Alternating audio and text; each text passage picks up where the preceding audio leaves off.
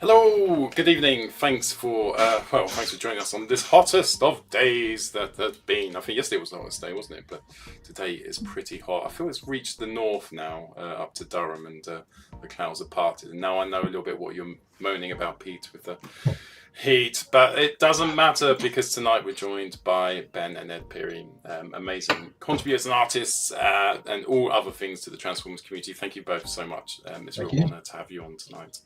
And thanks for coming when it's so bloody hot as well. But we promise you a night of entertainment. We've got foreplay lined up for you. It's our favourite Transformers gimmick ever. And the discussion is all about the box art. Andy's got some prime box art to show us. We're going to talk about our favourite bits of the box art. The bits you used to stare at as a kid for hours and hours on the back. All the way to the more modern stuff as well. We've got socials, quizzes, and loads more to do. First of all, though, it's been quite a newsy week. So, should we start off with news? Andy, do you want to see the news that I played, the intro I played when you were off, or Pete? Was it the one that had the newsy bombs? Dun, dun, dun, dun. Just say yes. I mean, you could put it on. Yes. I'd love to. I can't wait.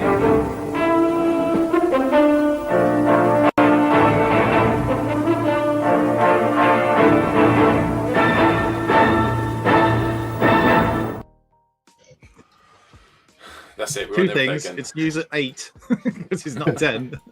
And secondly, is mug. Anyway, right. Shall we do some news? Yeah. Do you want me to do? I beg your pardon. Is it that? Right. Okay. Here we go. We'll start with this. I think you did share this last week, but I'm dropping a reminder in because it's up and it's live for Patreons to watch. So you can watch Paul transforming all 6 Masterpiece cassettes with that look on his face. That's slowly. An actual still from the video. And I don't even have my t-shirt on. That's he's topless. That is. Topless the whole way through, which is fantastic. Where have you gone? Oh, there you are. Right. Okay. So go join our Patreon if you haven't already. I'm sure there's a link in the description for this show, and if there isn't, there's certainly a link. It links in other places. I don't know. Is there a link in the show description today, Paul? I didn't notice actually. No. God damn you! Anyway, you can go to our Transformers the Show join Facebook our page. Patreon. We just show you what's in it. We hide it, so if you find it, it's like you finished Legend of Zelda or something. It's a real quest. Right, we'll move on from looking at Paul's lovely face. We'll talk about some Blockies action just for that horrible Man United fan in the live chat, Mick. Yeah, I saw what you said, Mick. Right, here we are. Blockies wheels. So this is which wave is this now for wheels? Is this 4? I want to say 4. Yeah. So there's some absolute bangers again in this. I love these little wheels interpretations of Transformers alt mode. I just think they're cool. So you got Classics Bumblebee there. You've got animated Soundwave. Whoa! Oh, laptop. Every 20 episodes it does that. It does, and it's StreamYard. It's definitely StreamYard because it doesn't do it. Like I could be practicing this before we go online. Nothing, absolutely nothing. We get on StreamYard and it's like, haha, got you. Just like that alarm that everybody got on their phones. Topical. Right. Anyway, there's Ratchet, Jazz, Wheeljack, Cliff Jumper, Cliffy J, and Ironhide, all looking great. Astro Train. Ooh. Is that the best Astro Train alt mode we've ever had? Probably. But that's because it doesn't have to transform. Bit of Full Tilt. It is Full Tilt, isn't it? Triptychon's little mate. And also this dude who... Oh, no. Where's his box off? Oh, I've got so many boxes behind me. Anyway, Road Grabber, I want to say his name is. The Decepticon Pretender. Because they needed a car to drive around in. But it's a proper random spread, isn't it?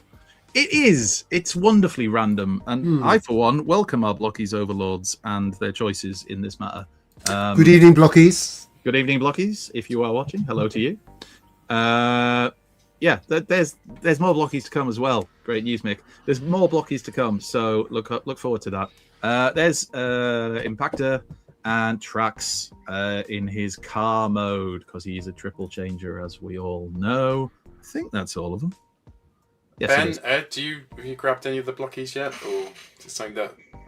I'm not a huge fan of the actual little figure guys, but I do like the wheels, especially when they're just the pure G1 cars there. Yeah. Like they tickle me. in ways. They are cool. Yeah. I mean, I picked up the Megatron one this week, and it has infuriated me because the barrel keeps popping off. It will not stay on. So I'm hoping I've just got a really dodgy one. Maybe it's the heat. Possibly. Right, we'll move on anyway. So here's the Takara Tomy Adamas Machina, or Machina, whatever you say it. Magna Regulus. So these are color sample images. This is the repaint of their Predaking that apparently combined mode of this Predaking, amazing. Individual modes, and this is it recolored to look like kind of emergency vehicle colors, particularly police force. Yeah, so it's they're calling it a brand new original character, even though it's a repaint, obviously. But yeah, anybody after this? I know a friend of the show, Skywalk SES, is very much wanting one of these. Anybody else taken by this color? It's a hell of a punt, isn't it? For a new character, we're going to go the most expensive Predaking, most expensive combiner ever. No. It's very Japanese market, though, isn't it? They really like their emergency vehicles, or historically they have. So I've been told. I mean, I've never been to Japan. I can only go by what Tell us more, Randy. What do you know? As an expert on Japan, such as I am, yes, that's right. I own a Japan national football shirt. That makes me an expert. No, but I have been told that they are very much into their emergency vehicles, hence this recoloring. But it still seems so random. I mean, I think it looks nice, but it is way out of my price range. Yeah. I'd sooner get the original. Agreed. Do we know what the price is then? I think so, 400, 300. But I saw the OG on the table at TFN. It did look so lovely, like and detailed at that size in the flesh. No, I get that. It looks amazing, doesn't it? The problem I've got is I've started collecting, because this is kind of Legend size, I've started collecting a Legends Predaking. I don't know, like I bought one, and I've bought the next one, and it's a different company, and it's a different size. And I'm completely lost now on AliExpress. Like, I've just got 2 bits of a different Predaking, can't find any other bits, and I just need someone to help me. Oh, Paul. I can't wait till you do the combining video on that one. It just doesn't fit. Yeah, that's actually a stickle prick you're trying to put in. Amazing stuff. Right, Takara Tomy missing link D01 Soundwave color sample images that came from Twitter users Kyoko Sama version 2, Snerry Blue, and Sharumo, and also Hobby Dengakai. So these are just a load of photos from Mecha Festival 2026 in Osaka, Japan. This is the Toy Deco version, so it says here, of the new articulated G1 Soundwave mold. There's obviously also an Anime Deco Soundwave which comes with Laserbeak. I mean, are we all agreed this looks amazing, or are some of us against this? Against it. Against this. Pick your side. Let's start a fight. I prefer this one to the anime coloured ones. The anime coloured one has done nothing for me, but the anime one has Laserbeak, which is really good. Yeah. The tape deck there in the picture is the anime colour one, isn't it? So Yeah. The toy one is definitely the better, in my opinion. Yeah. Gotta keep quiet about getting the tune. The toy one comes with the auto. Is it autos? No, not Auto Scout. What's it called? Is it Auto Scout? Auto Scout. Oh, it is Auto Scout. I was doubting myself because it's strictly speaking a Decepticon tape, isn't it? But anyway, yeah, I prefer the toy Deco Soundwave, but I would want the Laserbeak, and to get that, you got to buy the other one too. God damn you, Takara! Most expensive Laserbeak in existence. No, it's like just for Laserbeak. That's all I want. Log the Soundwave off. It's like 300 quid for the 2 of them together. Yeah, It's they're not just cheap. mental. You need to pick You one. get a Predaking for that. Agreed. Police coloured one. Yeah. I mean, chat. Tell us what you're going for: toy deco or animation deco? Which do you prefer? There's a lot the correct of answer toys. is toy. Yeah, the correct answer is toy. So normally I say there's no correct answer, but there is. Let's be Good honest. point by Moth. You can put the MP cassettes in. Apparently they fit perfectly, the MP cassettes, and the MP cassettes are lovely. You might want to check out a video on Patreon. I was just going to say. Find I was just it. going to say. There's a video on our Patreon. If you can. Three of us find were it. aligned. They are lovely, the cassettes, and you can actually, if you're dirty, you can get the KO ones, which are like 20 quid at AliExpress. If you're not sure, you want dip, and then get the official ones later. You're dirty. What a lovely way of putting it. You're absolute filth bags. You can get some KOs. Why not, eh? How you doing, Right, guys? let's talk about a cancellation. So this cropped up earlier this week, I think it was. Flame Toys had announced that they were doing Big Convoy, and now they've announced that they cancelled it. I don't think any official reason was given.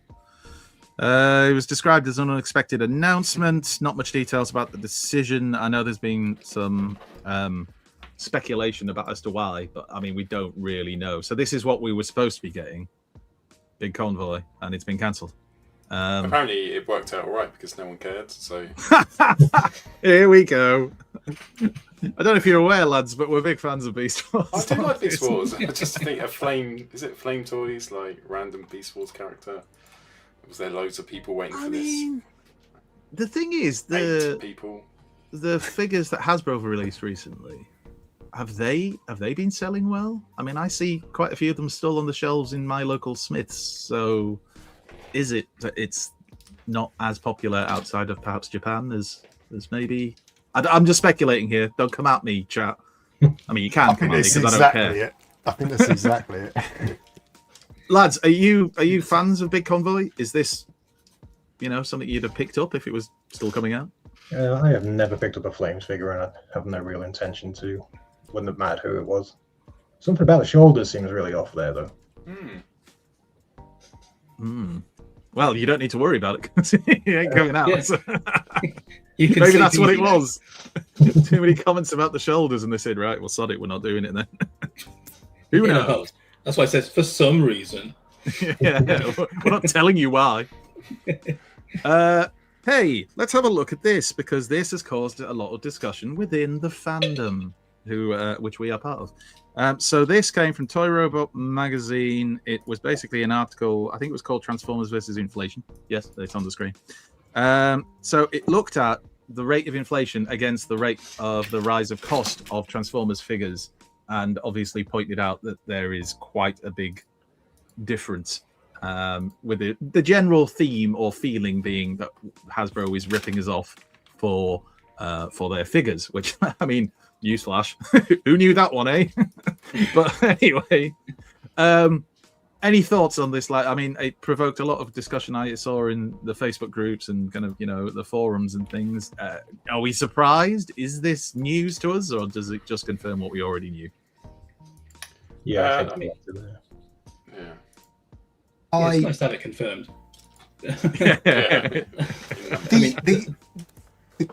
Sorry. I say the deluxes around here are hitting 30 quid anyway, so I'm already kind of like stepping back from like just buying whatever now. It has to be something very special. And like with this kind of like going, oh, by the way, yeah, it's just Hasbro being kind of a bit cheeky about things as well. Yeah. It doesn't really encourage me to go back. I think when It's you got- look at the deluxes, sorry, go on, Paul. Pete, rather. There's a couple of ways you can look at it, and I don't think anyone can deny the way Hasbro take the piss. I think, but you can't. But then on the flip side, when you work it out, it's about 80 cents increase every year, and it's like when you look at, perhaps where we were, Combiner Wars, has the engineering and stuff improved, the plastic, etc., etc., etc. Yes, we do have those mini masterpieces now. Does that mean it's justified? I don't know. I mean, we could do this graph with any commodity now. The way prices have increased over the years. I think I don't think Hasbro or Transformers are out on a limb where they're taking the piss with inflation, but I don't know. It's a tricky one. I think when you get down to the granular level, is it any different to anything else? What if we did with cars, petrol prices, yada yada yada yada? I don't know. I kind of agree with you. I think some of the things you just listed are essentials rather than, to me, this isn't an essential. Don't get me wrong, it is essential to me as a Transformers collector, but it's not really. If somebody said, right, you've got to choose between feeding your family or getting a Transformers figure, well, it's not really a choice. They're going to have to find their own way to eat. No, but seriously, like the article points out that the pricing as it stands now is 57% higher above inflation.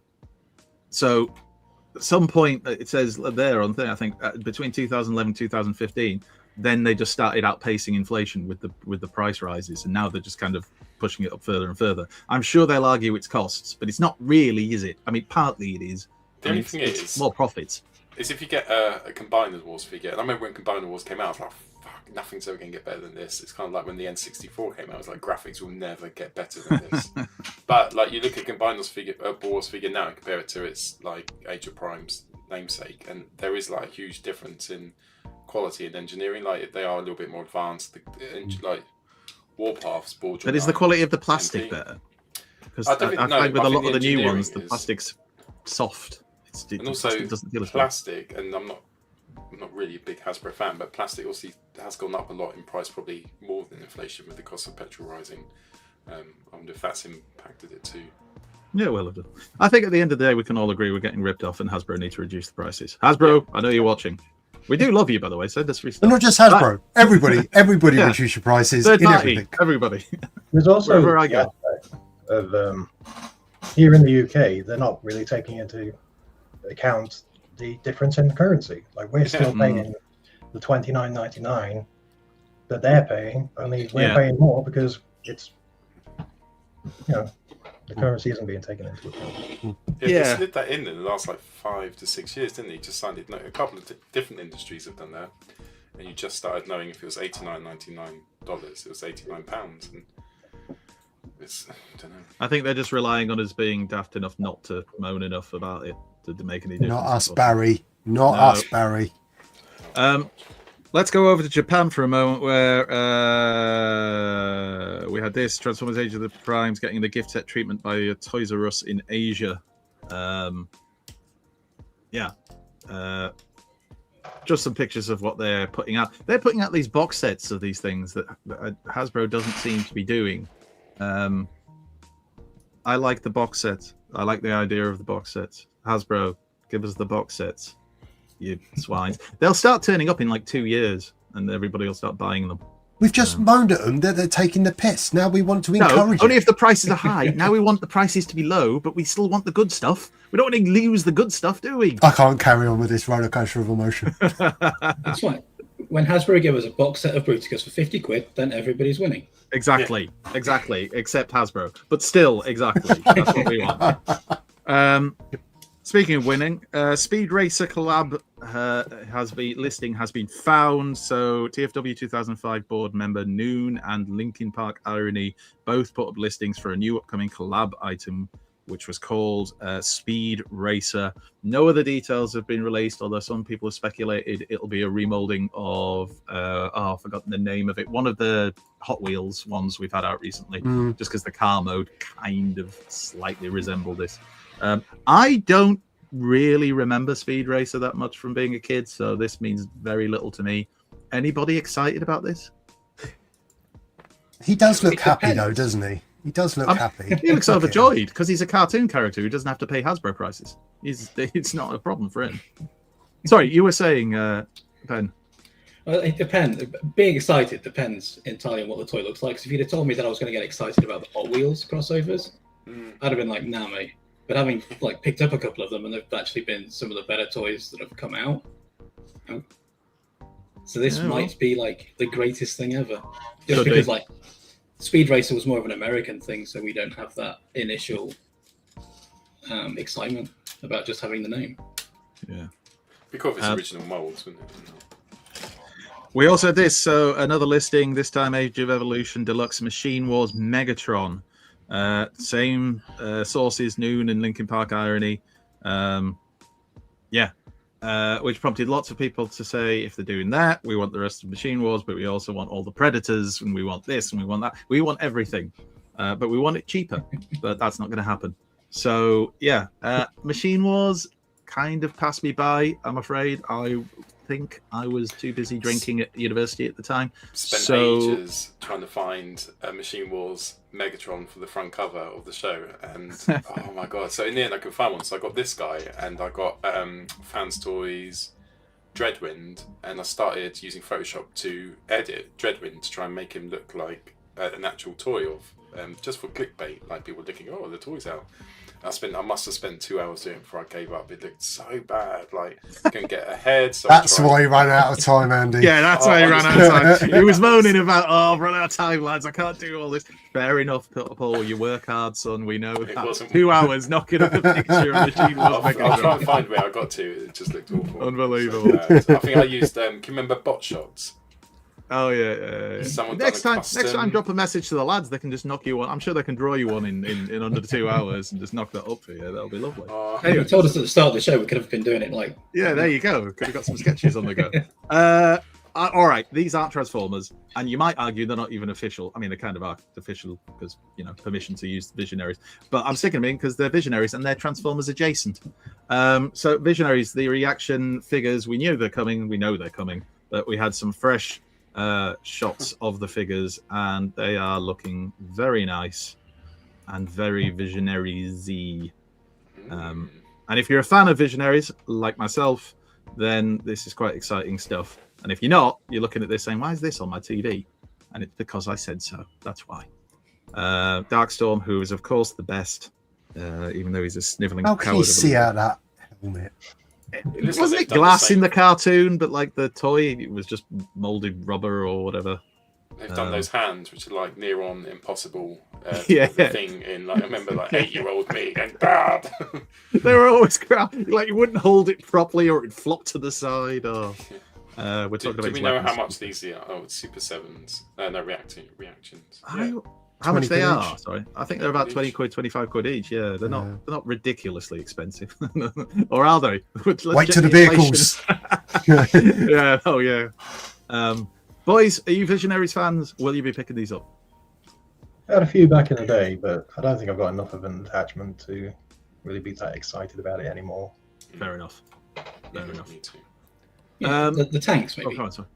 Yeah, Awesome. If we could get the vehicles and stuff, that would be incredible. Especially as buying some of the vehicles, like the Dagger Assault, is just ridiculous money now to get one that's complete. Let's go back to Blockies. So their Galaxy version Wave 11 has been this official image came out, but that was about it. But then we got unofficial images. Hooray! These came from the Blockies Thailand Facebook group. I'm not sure exactly where they got them from, but we see several photos of the figures in the wave. I think there's supposed to be some more official photos coming out over the weekend. So nice, keep an eye out for them. Scourge, yeah, look at that. That is a cool looking Scourge. There's Windcharger. Why has he got Megatron's head? Anyway. Massive Fortress forehead. Maximus.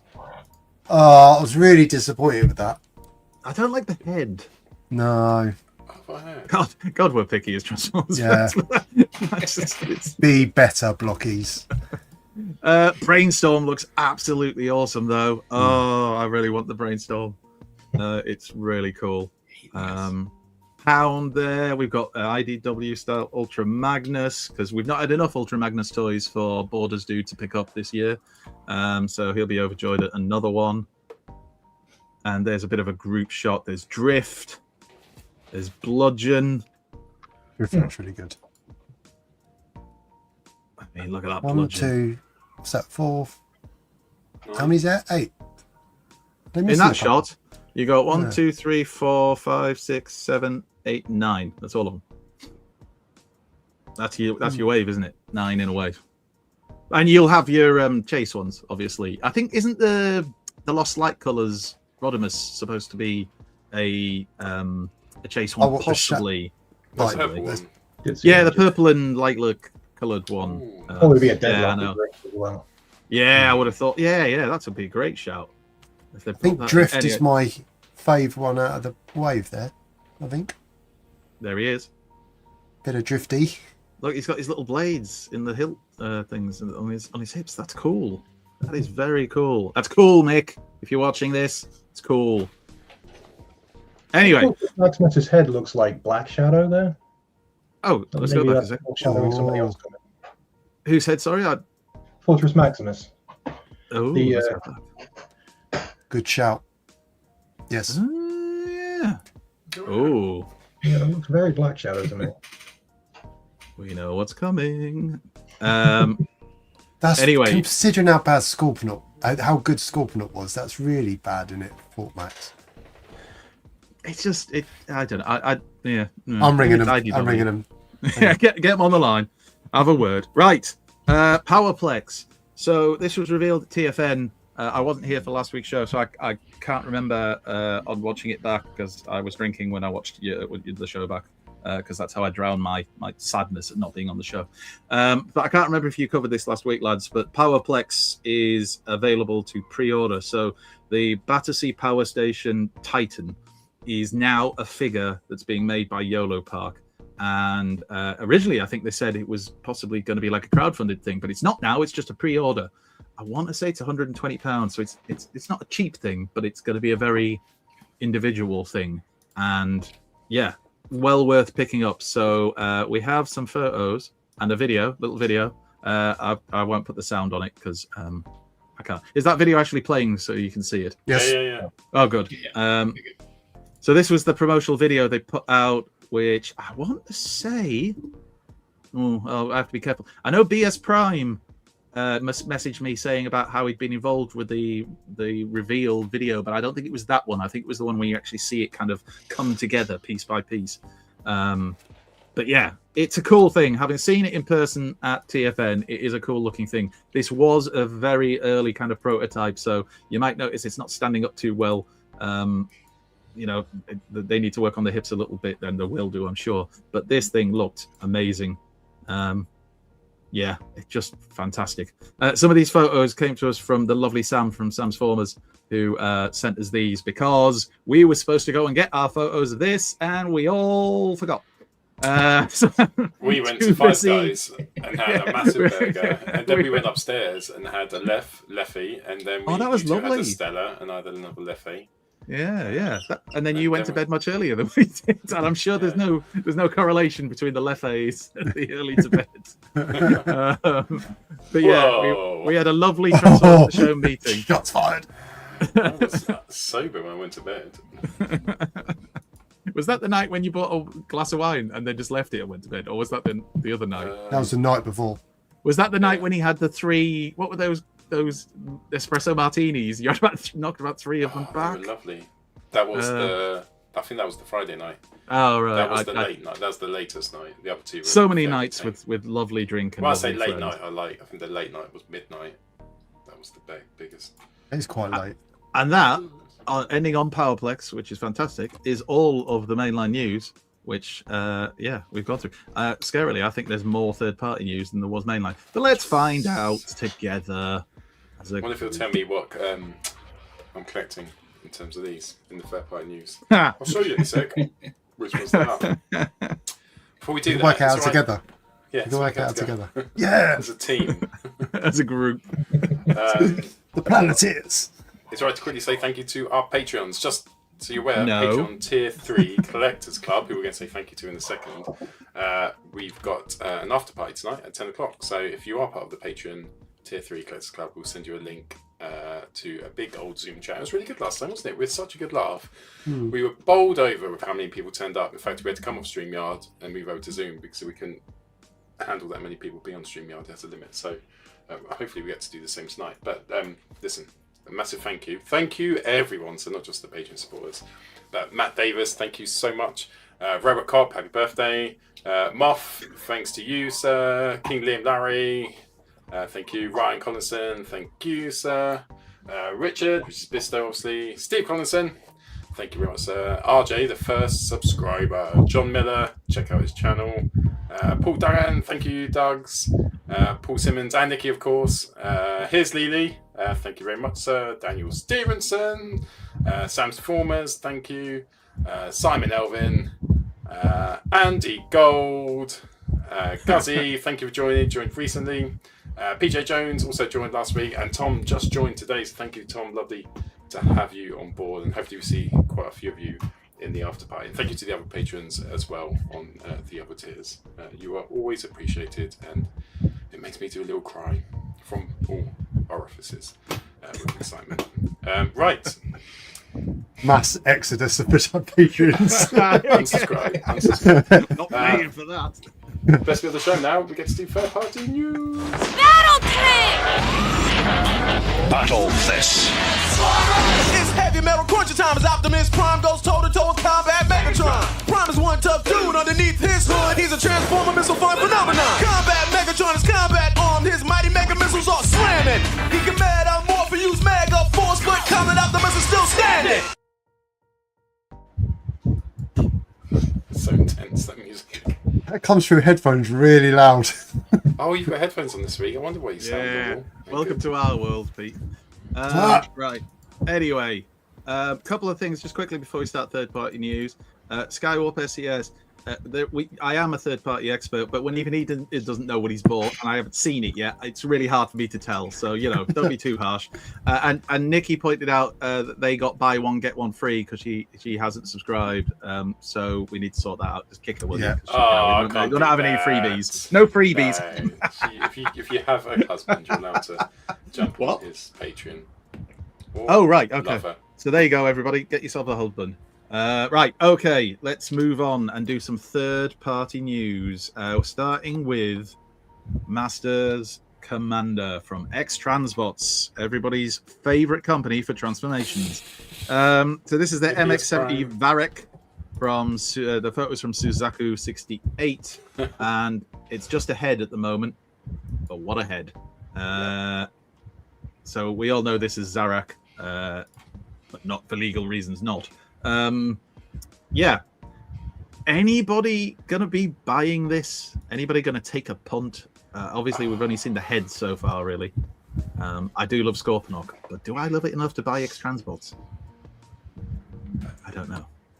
No. Anybody? No, everybody shaking their heads. Fantastic! It's Scorponok, isn't it? Like when they released Hannibal, didn't they? Fans Toys, the head, and I thought, don't know. And it's like, was it $1.50 to buy the body to what's his face? The body to Hannibal. My mind's gone blank. Metroplex, Fortress Maximus. More Fort Max. But yeah, just thinking of an MP scale Scorponok, just that well exciting. I'm just not sure if I have the patience to wait.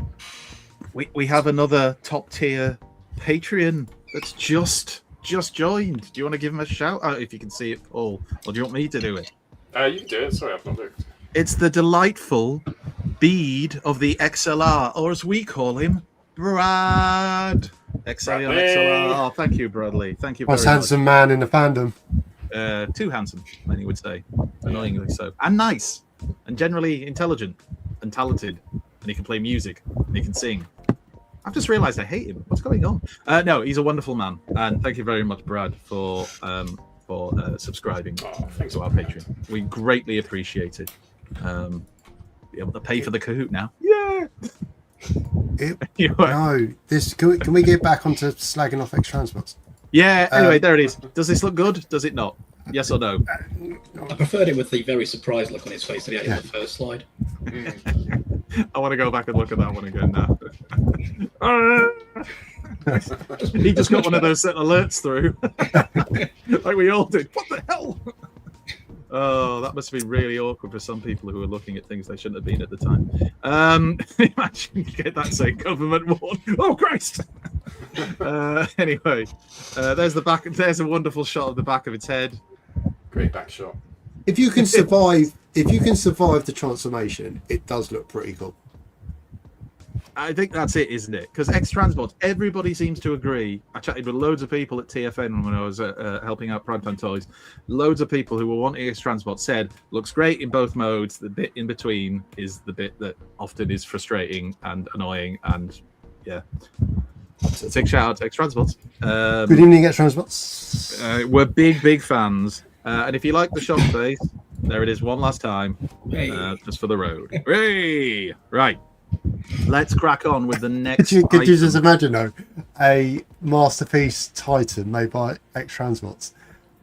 The videos, it'd just be quality to watch people try and transform it. That's what I want. That's what I want from life. People just Pain. crying. Just like, soldiers doing it and they're going, actually, no, I'm just going to go back to the front line of Ukraine. This is too much. Just put the platoon music over it as they try and transform it. Anyway, right. Lucky Cat Toys, MC02, Ice Destroy, Rikio, which is their transparent Devastator, because we were all crying out not only for more third-party Devastator figures, because there's not enough, but also transparent ones. So here they are. And I am taking the mick, but I actually quite like the look of these. No. Transparent plastic. Should we really be that worried about it? Discuss while I show the pictures. Just... I just It know... was- Are they the War Within designs? Sorry? Are they the War Within designs, or are they just some weird I funky think they look War Within-y. That To me? mismatch definitely looks it. Yeah. Dave Wallace in the chat. Wallace! Come he'll on. never He admit closes to his it. eyes to the third party bit, doesn't he? Yeah, he does not like that. He doesn't. He's not a fan. I think it looks nice. I think it looks kind of cool. I've just don't got know. so much Devastator fatigue. Like, just every week I've done this show. Maybe if I did do Transformers show, I'd be alright. But every week in the news, we're talking about another Devastator. I think we are. I think it's almost weekly we talk about a third-party Devastator, and obviously occasionally a mainline one. Yeah. And don't get me wrong, we all love Devastator, but there comes a point where it's like, do someone else for Christ's sake. Yeah. Give me Seacons. Do something nobody else is doing. Don't bloody give us another Devastator. They said, yeah, it's War Within style. It shows the measure of the man that Gav Spence likes it. It just... it's got to move on, man. Such a diva. Gav Spence as well. Anyway, superhero landing pose, which is, does anybody pose them like that? They always take photos of them like that. I don't know anyone who poses them like It's that. not comfortable in the slightest, is it? No. Yeah. I think it looks decent. If somebody gifted it to me, I'd be overjoyed. But it's got crotch thrust on a go. I'm not buying this. And then I forgot the individual photo, so you can see each individual part. Look at that, eh? Robert mode. It's the best thing is the Robert mode. Robert Cop mode. It's his birthday every day. I like the box mode. I think that's fantastic too. Robert mode. Yeah, I didn't. Do you know what? I was looking through the photos. Did not even notice it said that. I'm glad you picked up on it. Robert mode. Fantastic. They're all called Robert. There's dump truck and forklift. PS Prime Productions said thanks for the mention and gave a super duper like. So. Cheers, BS Prime. Thank you, sir. He's a lovely, lovely guy. Talented as well. If you get a chance to have a chat with him at any of the events and things, he's well worth having a chat with as well. Annoyingly young though, so they've got that going against him. Bloody young people. Anyway, sorry. So many of us. You're not in that chapter anymore. Mate. Shut up, Grandad. Right, moving on. Mecha Invasion God of War, which is their masterpiece scale Swindle. These photos came from what I assume was a video, because they're stills from a video, are from Weibo user Mang Motion. So this is Swindle, apparently. So he's not a Jeep anymore, in this version at least. What do we think? Does this look cool? Are we interested? I like it. Swindle's annoyed me a bit over the last couple of years. Don't know why. Just his alt mode. It's always like of the 4 limbs. He's the one I'm like, oh right, I'll get the Swindle now. So yeah, I'm up for a bit of a Swindle refresh. There's his. Look, they've got a tape measure. Whoa. Yes. Copyright infringement. Know your role, sunshine. Don't have to give them badass weaponry though. Like that's a cool kind of machine gun sniper rifle cross thing he's got going on there. You can see him alongside that.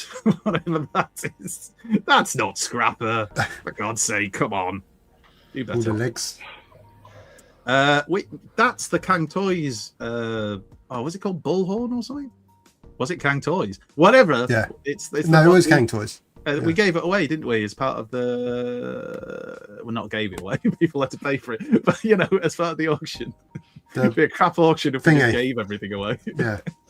Ryan, I want to say, bought that. I'm sure he did, and in doing so, helped out Mary's Meals. A good lad, Ryan. And credit to you, Dad, as well.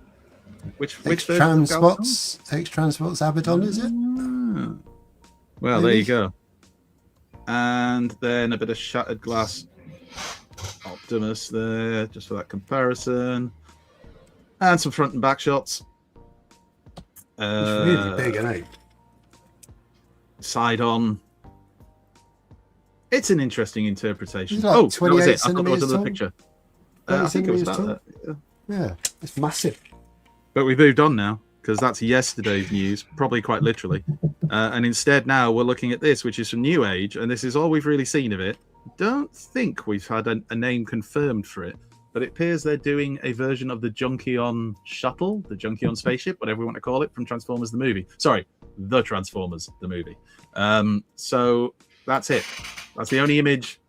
Well, I'm saying that's the only image. I guarantee you somebody's just put up a load of images while we've been on air. So someone in chat can go, actually, I think you'll find we have multiple shots now of it. And if you have, good for you. But I'm doing a live show here. And it's supposed to look like that. So that's the comparison. That. I mean, it's an approximation. It will be quality. It's New Age. Yeah. And it's the Junkion spaceship. So I always liked the Junkion spaceship from the Transformers the movie, so I kind of feel like this might be a New Age thing I'd pick up just because it's the spaceship. See, this is the sort of thing that Blockies should be doing with their wheels. Yeah. Give it spaceships as well. Oh yeah, that'd be cool. I bet they've got a wave planned. Anyway, that's coming, and there's much excite. Then we had another third-party Devastator. Well, come back to the Constructicon rather. Ocular Max Obscisor, which is their masterpiece scale scavenger. This is a sample. Credit goes to Weibo user 5Do, who put up these images, which again appear for it to be stills from a video. Good articulation. Bendy. Anybody collecting these Ocular Max Constructicons or planning to? Dan will be.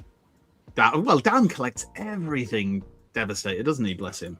I had some Ocular Max books. They were nice. Like, it's all contained into one thing, but no, not these.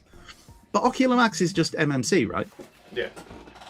So is this like, I asked this question at TFN, is this basically like when Toyota brought out Lexus? Because it was their posh version of No. It's more like, when Morrison's diluted their brand and went for Market Street. Are we comparing this to Market Street? This is a Market Well, there you go. Good evening, everybody that doesn't know who Morrison's is. Morrison's is more of a northern supermarket. But, you might have it down south, I suppose, next to your Waitrose. Yeah, there you go. And he can do that.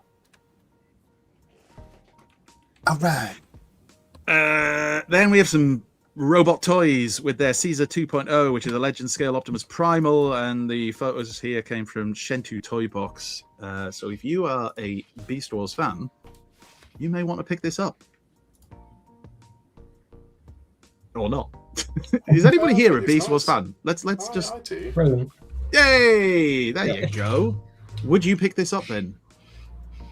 I could see why people would, but I'm not really in the market for legend scales ones. I pretty much focus exclusively on the masterpiece size or whoever they haven't done in the main run. But, Which is fair enough.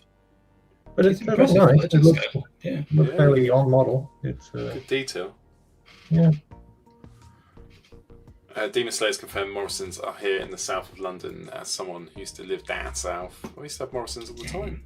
I'm not sure it's a northern thing. I love Morrison's donuts. Well, no, it is. Something It was set up in the north. It started in the north, so it definitely is a northern thing. It started around kind of West Yorkshire. I can give you a whole episode on the history of Morrison's if you want. I can't really, but I used to bang on about it when I lived in Leeds. Patreon special. Northern. We also have to like Asda because they're based in Leeds. Anyway, there's Big Ape. That you It's a won't no find from me. It's a no from me. We're all shocked. I will Pete. get it. We're all shocked that Pete turns down a Beast Wars figure. Anyway, I think it looks decent. If I was collecting Legend scale Beast Wars figures, I'd be all over this. Just for the Another one out of Monkey Shelf. Yeah. They're giving him bananas. Morrison's. They It's are. like, what is going on? The Morrison's Moggies. Oh, sorry. What? People in Moggies? Wales called Morrison's Moggies. Wow. Okay. I mean, you can do what you want in Wales, can't you? Right.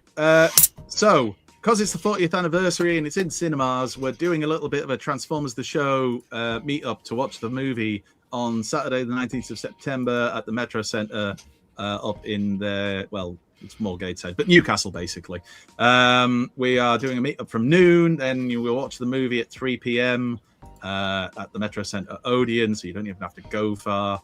We're meeting up at the Weatherspoons pub there, and all are welcome who wish to come and attend, even if you don't want to go and see the film because you might have seen it already before, but then why wouldn't you want to watch it again? You can come along, bring some bots, have some drinks, just hang out. And Primetime Toys are joining us for it, and Primetime Toys are going to be bringing some goodies to give away and prizes for quizzes, such as this. If you're after a Studio Series Hot Rod pink version, is he pink or is he magenta? Yeah. Does anybody really care? Not really, because he looks cool. So come along if you can. There's details in the Transformers the Show group and other Facebook groups as well, or drop us a message and we can fill you in with the deets. And I know there's a few people already coming, so that's going to be cool. And this was late breaking news, so I chucked it in. DJS Toys crossover, well, it says crossover, TFC Toys, 6 shots. So you know the guys who've done the Ultra Magnus that you've got, Pete? Ooh. This is the 6 shot they're doing, apparently. And that's it. That's the only photo. That's it. I haven't got any more to show you of it. But, you know, 6 shot versus Ultra Magnus, that classic battle. Let's do it. The Magnus is lovely. Really is. I've heard that and seen it. Right. That's all the news that was newsworthy in a newsy style. Apparently, I said Mum just made that up, calling it Moggies. Brad said he wasn't as well. So It's fine. You're allowed to. I mean, I'm not the Morrison's police or anything. I don't even shop there, for Christ's sake. Other supermarkets are available. Yeah. Some of them are actually good. Not many, though. Moth wants the 6 shots. Yeah. Well, let's see the colours first, Moth. Don't rush in, you know. Don't rush in. Should we do pickups? What did we get last week? We now return to the Transformers. What did you get last week? What did I get last week? Well, thank you for asking, Paul. If I can find the right thing to put on. Is it that one? Is this that one? Nothing Transformers whatsoever. But I did get this today, like literally 2 hours ago. So it didn't come like this. It came in a different box. This is... Suddenly, there's a picture building why you ran out of time today. This came just before the show started. So I've had no chance. I've peeled off. This is probably... If you don't want to have friends or family, you're not that bothered, and you want something else instead, this is an Asus ROG Xbox LA ROG Xbox LA ROG. Oh, and it just come through, and it's my birthday present, which is in like 2 months' time, and I'm beyond excited. It's the most I think I've ever spent on anything ever, but it's a massive treat, and I just want this show to hurry up and finish so I can get on and play it. No, I'm joking. What a lovely sentiment that is. Looking forward to the Patreon party. Yeah. I'm not going to pay until tomorrow. But luckily, I've got a 2-week family holiday to Italy next Monday, and take that with me. So that is my ciao bella for my pickups. Didn't have anything else. Lazio. I can just show you what I was talking about. So these are the 2 Legend scale figures that I picked up. You might notice, I'll just make myself big. Predaking, a difference in the size. So the first one turned up, who was this guy. They're both excellent, by the way, and I was like, oh, so cool, really good. I can't wait to get the next one. The next one turned up, and the box was like a different company. You might be able to tell the difference. A slight size difference. Wait, hang on. There was a third-party Legend Scale one where the limbs were all smaller than Milado. I'm sure there was, but I can't remember. If anyone knows what I've bought, or you've just ordered two different ones, and how I get the rest, I would love to know. Prime time off. If you could tell me out, please. What the fuck have I bought? That would be amazing. So I do want to Predaking. Really earning my third-party expert status there. I'll just make the screen big. Let's do that. There we go. Right. Andy, do you want to take us through what you got? I can. It'll take a little while because I've got all my TFN pickups. So it's up to you whether you want to do other people first. Let's save you to last because I'm quite excited by that. Ed, do you want to take us through any recent pickups you've got? Or Yeah, I can do. Not much. Let's have a look. I picked this up, which is probably going to be familiar to Andy. It's a Transformers screen. Nice.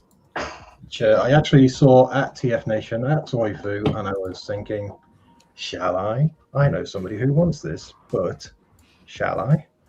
Well, I left it for you. Thank you very much. I did buy that one. Much appreciated. I maintain to this day that the Transformers Prime Starscream, while not my favourite, is the only one that had a full proper arc. It felt like it was the only series that knew what to do with him.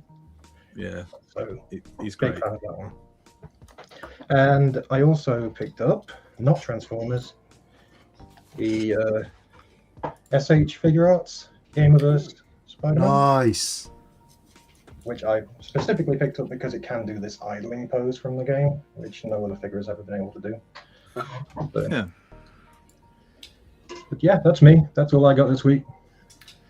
My kids love, which is really frustrating because they're 8 and 10 and have no right to be liking SH Figure Arts, but they do. And they're insanely poseable. And as doing artists, do you find is that like the best ones to do for drawing? We were talking about this with David the other day when we had a particular time. It probably will be really useful. It's definitely the most articulated Spider-Man figure I've ever handled. And, that's a good enough stand-in for most things. So, but, I tend not to draw direct from reference myself, but, every now and then. Hardcore. Ben, should we go to you, sir? Can do. Funnily enough, arriving this morning from Japan. A little bit of a grail. It's this United Stepper. Whoa. Nice. Possibly not the most sensible thing I could have bought post TFN. They don't appear very much on the old auction site, so I was like, yoink, I'm having that, thank you very much. And that's grab pretty them when much... you can, don't you? As Pete It will tell looks you. so crisp. It does as well. Shiny as hell. It's not Yeah, I think it's from what I can tell, the box had been opened, but it'd never been out of the packaging. Right. So like everything was still like sellotaped in on the inside. I'm sorry, I don't know why it's so dark in there, but yeah, it's fine. It's like he's definitely but catching he the light. shines, Yeah. he pops. Really does. Beauty. That is lovely. And, so yeah, that's my solo purchase, possibly of all of August. That is a fine It's purchase. pretty good one. Yeah. Just a quick one before we go to you, Pete. Mick said, obviously, Mick couldn't make it to TFN. His dad's not been feeling too good. But he's had some really positive scans recently. His dad has just mentioned it in the chat. So, Mick, that's great good news. We'll Good man. Yay. Oh, Let's put a smile on our face. well done, Mick. Talk about positive news. Mr. Positive, now he's got earphones in. We can hear him properly without feedback. What did you get, sir? Well, I Maybe didn't something actually that's in get. your ear. Well, I did. Very kindly got gifted a pair of headphones as I broke a pair just before we went. It may not have been a completely selfless act. Let's be honest. Yeah, agreed. And yeah, this loving present from a very dear friend was the only pickup I got this week. However, I did forget to mention last week with my TFM pickups that the lovely Lily that is in the chat gifted a Transformers animated shots version of Sea Spray. And I forgot to mention that last week, Lily, and I'm sorry because it is lovely. So it's been on my desk all week to make sure I remember. And that was it. It's a pretty lean week at Willis Towers. However, we are getting a new bathroom, so it's been such a tough month for you. it has. It has. Since the embargo's lifted, obviously the culture's changed. We've had to adapt to new processes, but normal service should be resumed from next week, or perhaps the 25th when I get paid. Oh, bless your heart. Wonderful. Right, come on, Captain Newcastle. Right, well, I'll get to that. I'm going to do this because, I wanted to do this because I couldn't be asked to carry everything upstairs, and most of this is still downstairs because I'm still messing around with it all. Right, this wasn't strictly speaking a TFN purchase, but I got this on the way home from TFN because I called in at my eldest son's house in Leeds to pick up my younger children who had been staying with him there while we were at TFN. And he gave me this, which was my birthday present from him, and it is G1 Overlord. He needs a bit of TLC in terms of finding the missing parts, but it's still wonderful. He's actually here. I mean, that's amazing. It's just Liam, it's Overlord. It's Overlord. It was wonderful work. Who the fuck goes to TFN, has loads of picks up, and a week later gets a G1 Overlord? It was the Monday on the drive home, so it really did cheer me up. Those TFN blues disappeared quite quickly. I was genuinely stunned because I had no idea. So very much appreciated, Liam. He won't be watching, but I'll say it anyway. So I need to complete that, and I've already had an offer very kindly from Moff for the missing nose cone, and I need to get his rifle, and there's a couple of other bits. Oh, and Mega and Giga, of course, but one thing at a time. Just said, is it the Japanese or the European release Overlord? I believe it's the Japanese one, I think, but I can't confirm because I need to figure out what the differences are. I know there are some. It's like a little bit of the colouring. But then these things can be quite old. There is a way you can tell, actually. If you check on the back of it, on the text, it will say, if it's the Japanese one, it will say Japan. If it's the European one, it says Basingstoke in big letters. And that's how you know. I can never tell when you're just joking or you're being serious. So I'm just going to say, okay, I will, but not right now, because I want to get on, because otherwise we'll be here longer than the bloody news. Most Transformers came from Basingstoke in the 90s. Are you on the wiki right now? Are you preparing for the quiz? Right, let's get on with this. So there's a load of stuff, and there is, and I was very, very fortunate. Some wonderful friends who brought some stuff and gifted me some stuff. Did some swaps with some people and bought some stuff as well. Some of you may even see some things you recognise within this haul. I went with I mentioned it on the show. I had two kind of grails that I never thought I'd get there, and one was Overlord. Oh, I'll very quickly tell this story. There was an Overlord there that they had for like £100 in one of the stalls, incomplete.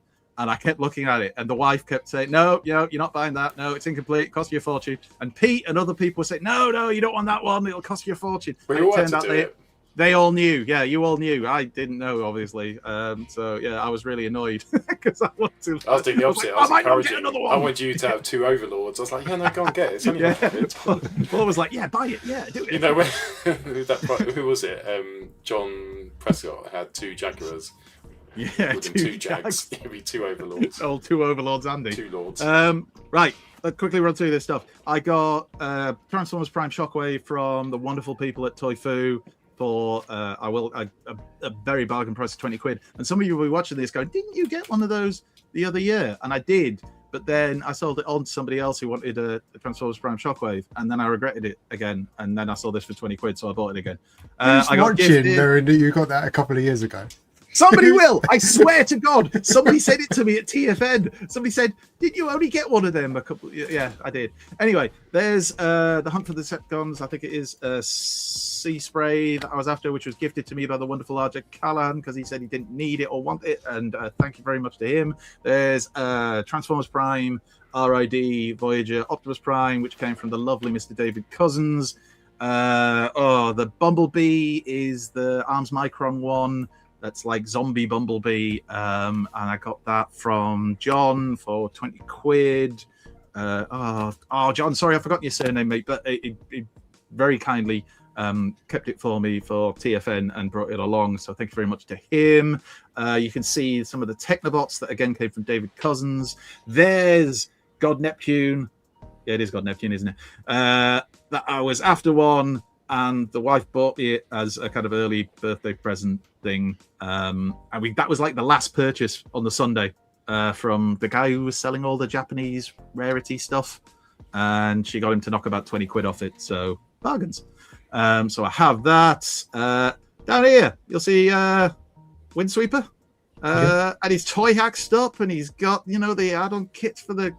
I wonder what kind of a person would have sold that or given that rather to Toy Fu for them to sell on, eh? I wonder if it was a Pirrie, perhaps. But I'm very glad he's here. I brought him with me. He's there. Look, he's great with all the toy hacks and everything. You've saved me a right job, so thank you very much for that. And it also completes my Trigger Cons.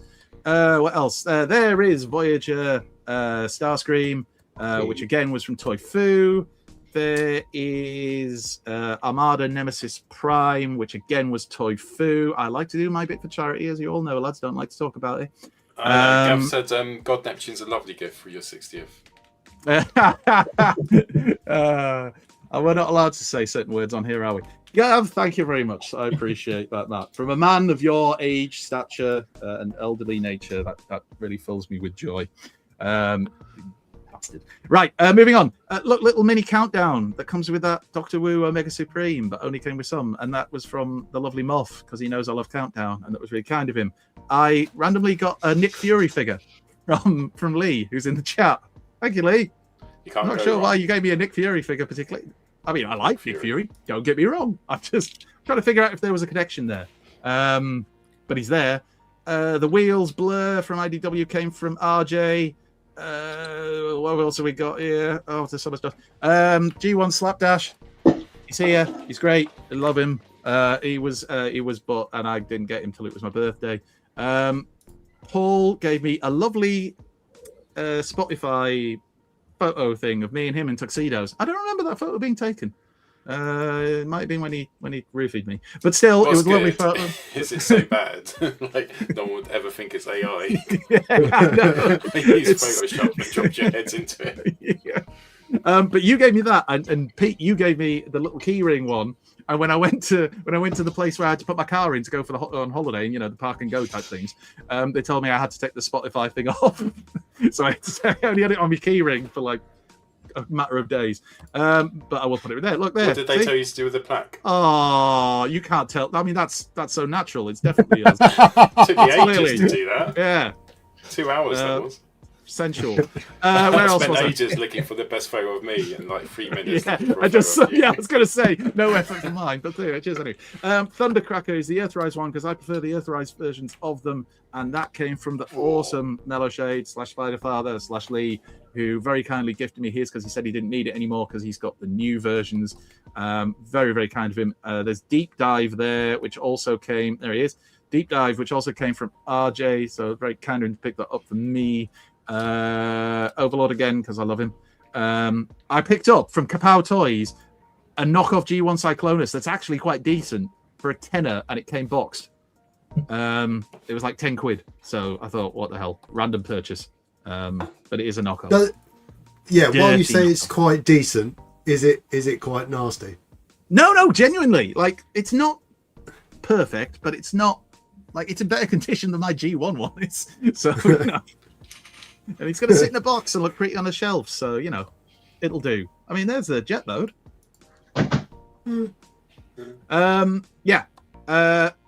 this was Raymond T. Fransman, who was doing these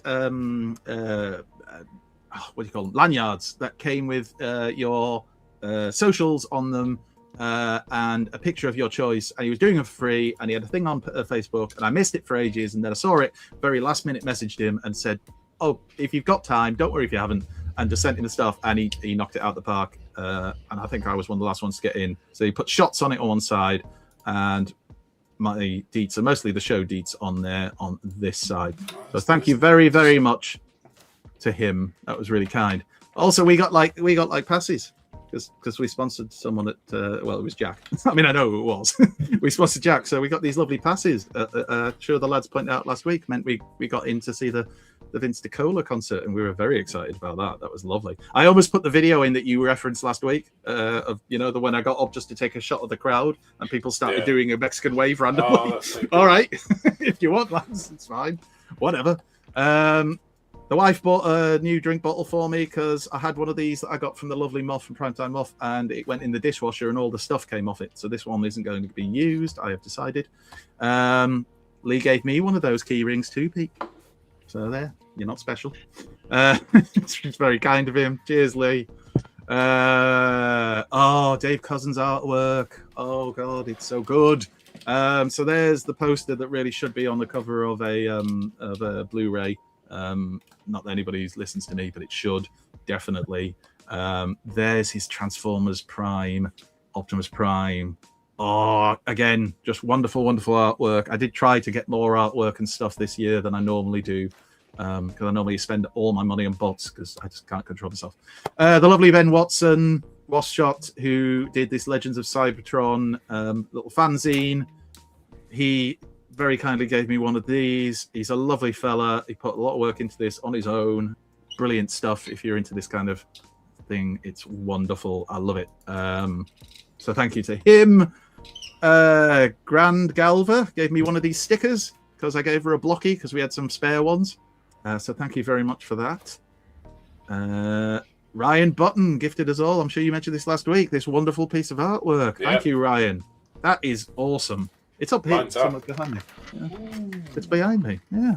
You can see very, very nice. So thank you very much for that. That was a nice surprise. I think I was working at the time. Hunt for Hyperdrive, which is here. This fantastic, fantastic book. Buy it. If you can't get the physical copies anymore, get a digital one. It's brilliant. It goes towards Toy Fu. There's some incredible artists that have contributed. Let's just look here. Oh, look at that. Ben Pirrie, Ed Pirrie. Who knew? I did. That's who. Anyway. So buy that if you can. Go and have a look and hunt down the Hunt for Hyperdrive. It is genuinely excellent. If you're going to Swindon, hopefully there'll be more. There you go. Good. Grab one from Swindon. There's some of the deets for Toy Fu on the back as well, and Mary's Meals. There's Slapdash because I took him on holiday with me, or rather the wife brought him to give to me as a gift. And there he is. And there's some lube action for you because we all love a bit of that on Transformers the Show. Absolutely wonderful. And I think, is that everything? That's everything. Right. The only other thing I will quickly say is thank you very much. It literally only arrived today, but thank you very much to Pete for my birthday card, which is the Ryan Button design for the Scorponok. And just the other day, I said to Claire how I was annoyed with myself because I meant to go and get these cards from Ryan Button because he was selling them at TFN, and I forgot, and I was kicking myself, and you've literally sent me the one I most wanted. On a card, so I'm sure I'll pick up the rest of them from Ryan Button at some point. Was there something else? I'm sure there was something else I wanted to say. Just thank you to everyone who was there, everyone who we got to chat to, just everyone. What a wonderful, wonderful time it was at TFN. Oh, and on holiday. Have you ever heard? When you go to Spain and stuff, you ever heard of the Lucky Lucky guys? Yeah. The Lucky Lucky men. Yeah. So they got me. I bought this Newcastle shirt because I didn't own this one. And I got, where is it? That's the local team to where I was staying. And because, oh God, I've knocked something down. And because it's awesome.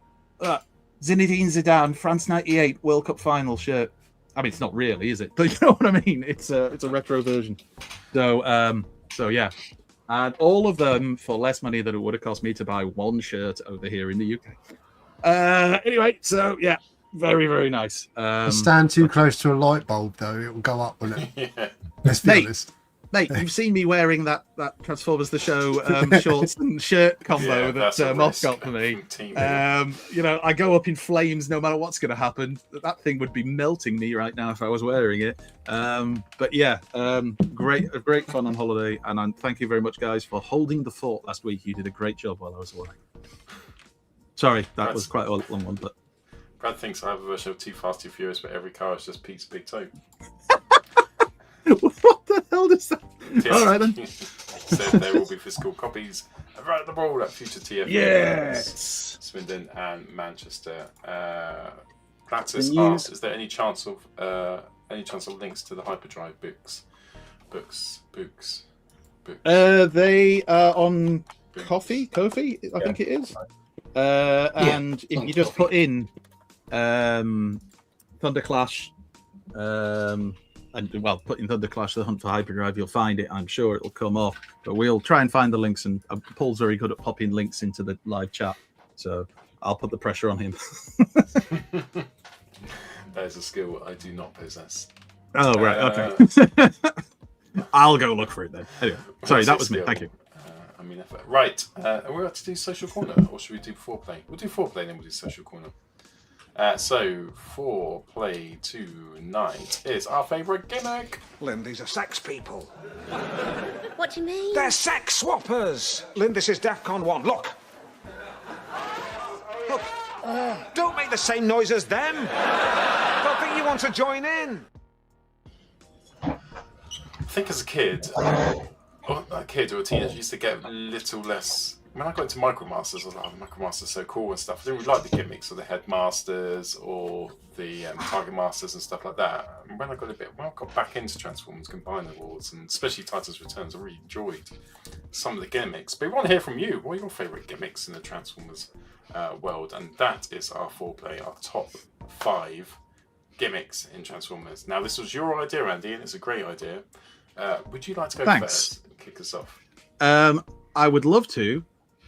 Literally momentarily after I just share right now while I'm talking, slightly padding for time, the link into the live chat for Ko-fi, and Thunderclash goes bananas. That's how it's done. No, it's fine. Anyway, right, okay. What were we talking about again? Is this Foreplay? It is, isn't it? Yes. Yeah. I was paying attention to everything you were saying. I'm going to go with this then. There's loads I could have gone with, and I know some of the lads will be choosing. We both keep kind of put it. You go on, you put it in. All right, I'll do. Right, I'm going with Power Masters, and it's not just because of Overlord, because obviously Overlord is incredible, and I love Overlord. But I love the Power Masters. I still love the Power Masters. It annoys me when people slag them off. Oh, it just turns into an engine. Yes, it turns into an engine, which unlocks the transformation. Well, all right, yeah, that's a bit stupid, but it's still cool. All right, they looked cool. They were cool, and it gave us toys like this, which for me were cool. So Getaway, I love Getaway. I have a Getaway. He does not look like that. Mine looks more like mild cheddar cheese, but if you get a new one and it's white, it'll look like that. This is not IDW Getaway. Before you all start hating on him, this was the original G1 Getaway, who was a good guy, and I loved him. Joyride as well, who I kind of liked as a kid because his name was Joyride and my surname is Ride, so I just immediately felt a kinship with him. His first name's Joy, obviously, second name Ride. Do you have any aunts called Joy? Do you know, I don't. I wish I did now. Should have called me Joy. Check? I'll add all your aunts. I'm going to go tell Emily that I'm changing her name to Joy legally. Slapdash, obviously. A wonderful, that's a great figure, and it's got a weird transformation for G1 in a way that's like slightly more. There's more to it than you'd expect for a G1 figure, and I love it. But let's get on to the good stuff. Darkwing, Decepticon Power Master Jets. Darkwing and Dreadwind were friggin' awesome toys, and still are. I'm going to say it. Which is the best? It's personal choice, really. It's subjective. It's Dreadwind. But Darkwing's also awesome as well. But then they all pale into comparison to the masterpiece of the Power Masters, which was, of course, Double Dealer, the finest toy ever created in the history of Transformers, especially for the flying Falcon mode with his bomb genitals. But you know, that's just the price you pay for having that giant missile. Yeah, I love it. I love the Power Masters. It gave us Power Master Optimus Prime, for God's sake. Oh. Go on. I dare any of you slag off Power Master Optimus Prime. You won't, because you can't, because it's frigging great and we all love it. All right, it's a brick. But still, it's our brick, and he is wonderful. And then, of course, Overlord. And I know people say, well, it wasn't one of the Power Masters. It is, though. It's a Power Master. Like the two engines, it's a Power Master. All right, from Japanese continuity, but it is. It's a Power Master. So given that group of toys and Transformers, the Power Masters, they're the best. Absolutely the best. Thank you for attending my TED Talk. That was amazing. I Well feel done, like there's sir. a couple of years of hurt in that. That was very passionate. I just love the Power Masters. What can I say? I'm a fan. I'm a fan, Pete. A real fan. I'm not LARPing here, as the kids say. Have you not heard that phrase? For any of you who are old like I am, LARPing is where you're pretending to be part of a fandom. Oh, live No action laughing here. role playing. Yeah. Yeah. So, yeah. My favourite bit was when Claire was saying your daughter's watching at the same time you were talking about the genitals shaped like a rocket. I was on mute. I didn't realise. I was thinking. Oh, well. Come see, come sa. Right, I'll go next. That's third. Yeah, so third place, I think I'll go for the Target Masters. I forgot to do this in pickups last week. So Slugsinger, he arrived from Mex Transports. Can't wait to transform him. I'm sure it'll be really intuitive and full of fun. I tried to transform the Target Master was really hard to transform. How do X Transports make a Target Master hard to transform? We've done it again. Good evening, X Transports.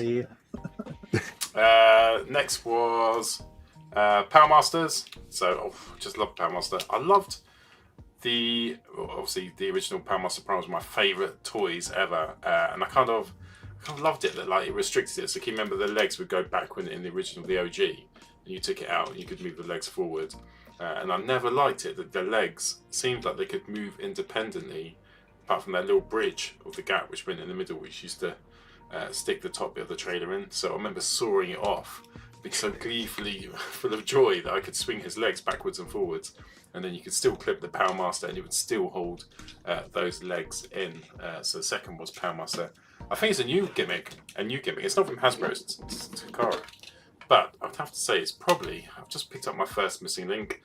I'm not going to buy many more. I might buy Ultra Magnus, but I've got to say the idea of getting a really decent Transformer from the 1980s and upgrading him and power boosting him and giving some more articulation, that is more than a gimmick. It's like taking it up to a next level. Lets you enjoy toys and be excited about them, the toys that you've not had, they used to look at as a kid, and you get to play with them again. So yeah, so the Missing Link is probably my winning gimmick, if that counts.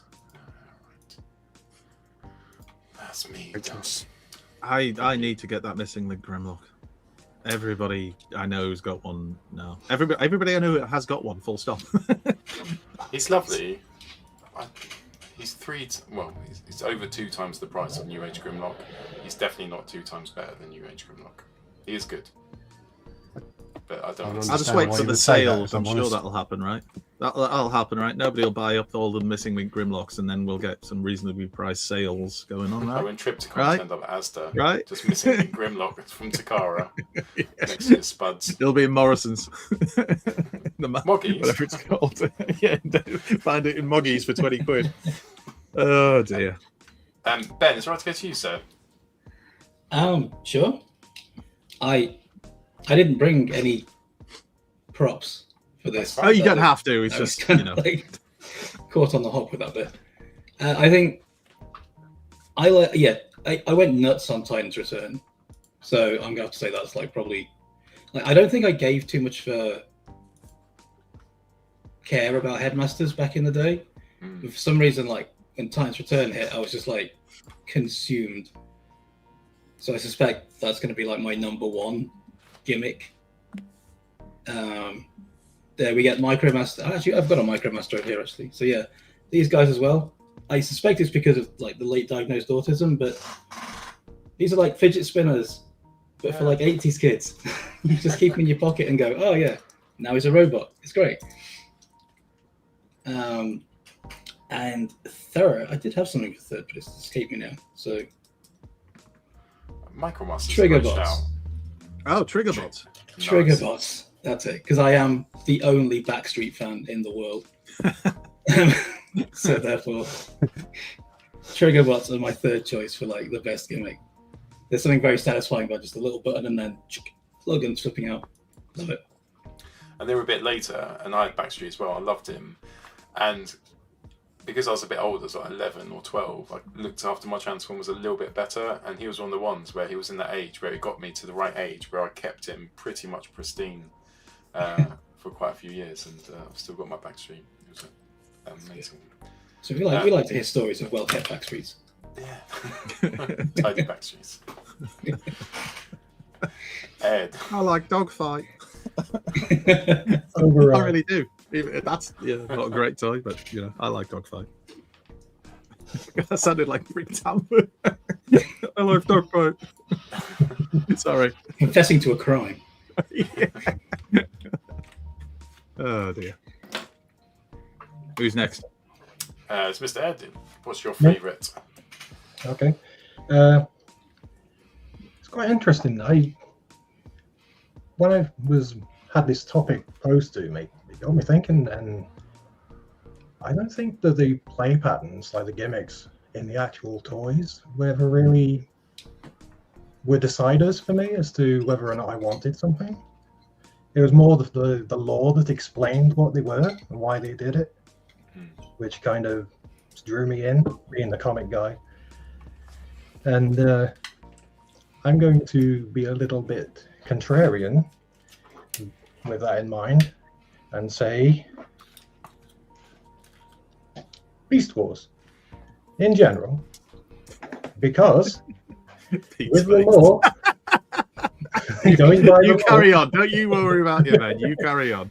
Going by the lore of Generation 1, the last few gimmicks that they really started to introduce were Pretenders, Micromasters, and going back a bit further, the Headmasters, which are all things that are integrated into just how Beast Wars characters are presented in general. They're all smaller. They've all gone through the great reformatting, which made them smaller and more fuel efficient.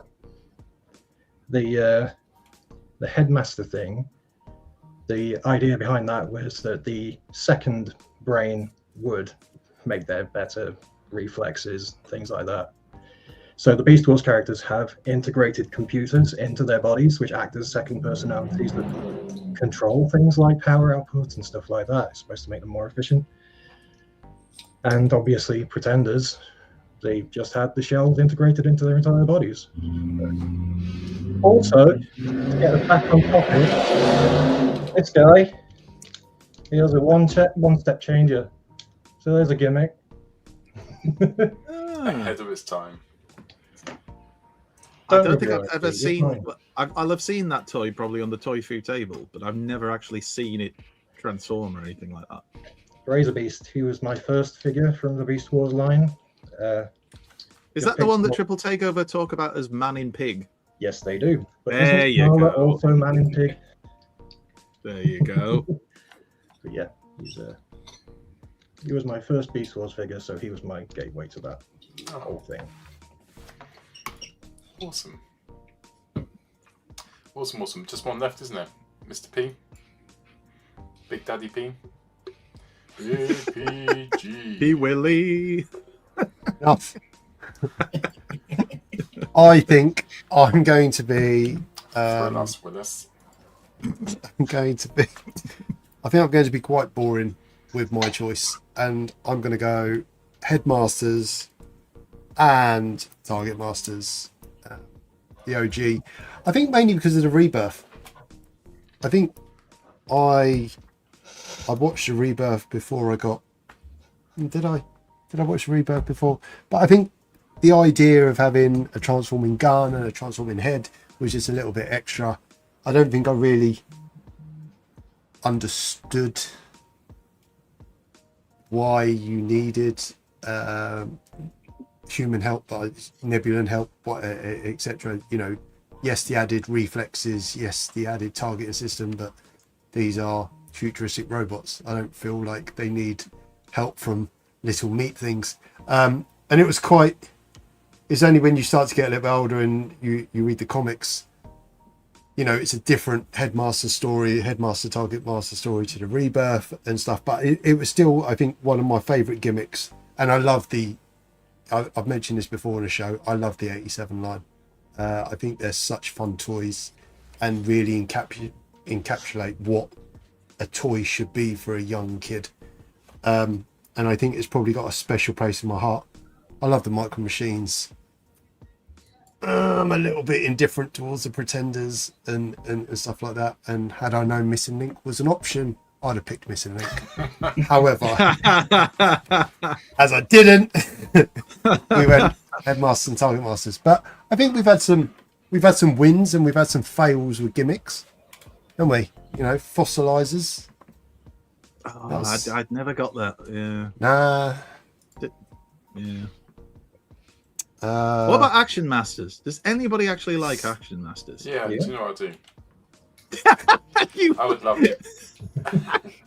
You'd love to get the whole collection when you fall. I'd Blaster. I love Blaster. Action Master Blaster. I did once have the entire line as the figures. Not all the vehicles, but all the figures. But they all went to Toy Food, about 10 years ago now. I started collecting them and I got a bit frustrated. I said Blaster, and I think the reason I like Blaster is, like, as an Action Master, you could, like, bend his legs up a little bit and, like, kind of turn him into a bit of a tape player. But yeah, I did like Action Masters. We had quite a few, actually. Right. Good choices. Thank you. I always think Target Master, Headmaster is kind of the same, like, continuum, like, kind of the same sort of size as well. Let's do Social Corner, if that's all right, Peter. Yep. Cool. Cool.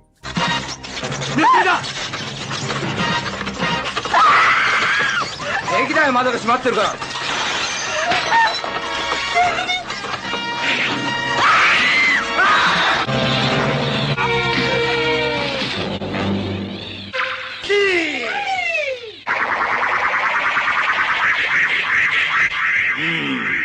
30秒か。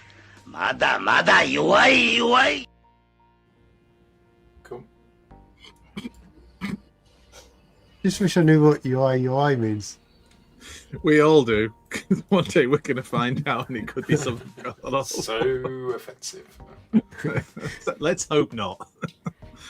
Up first this week, Dragosaur with the 40th anniversary of The Transformers, the movie. Just taking a second to pay our respects to the Autobots that lost their lives. In the fact that Ultra Magnus is an absolute clown.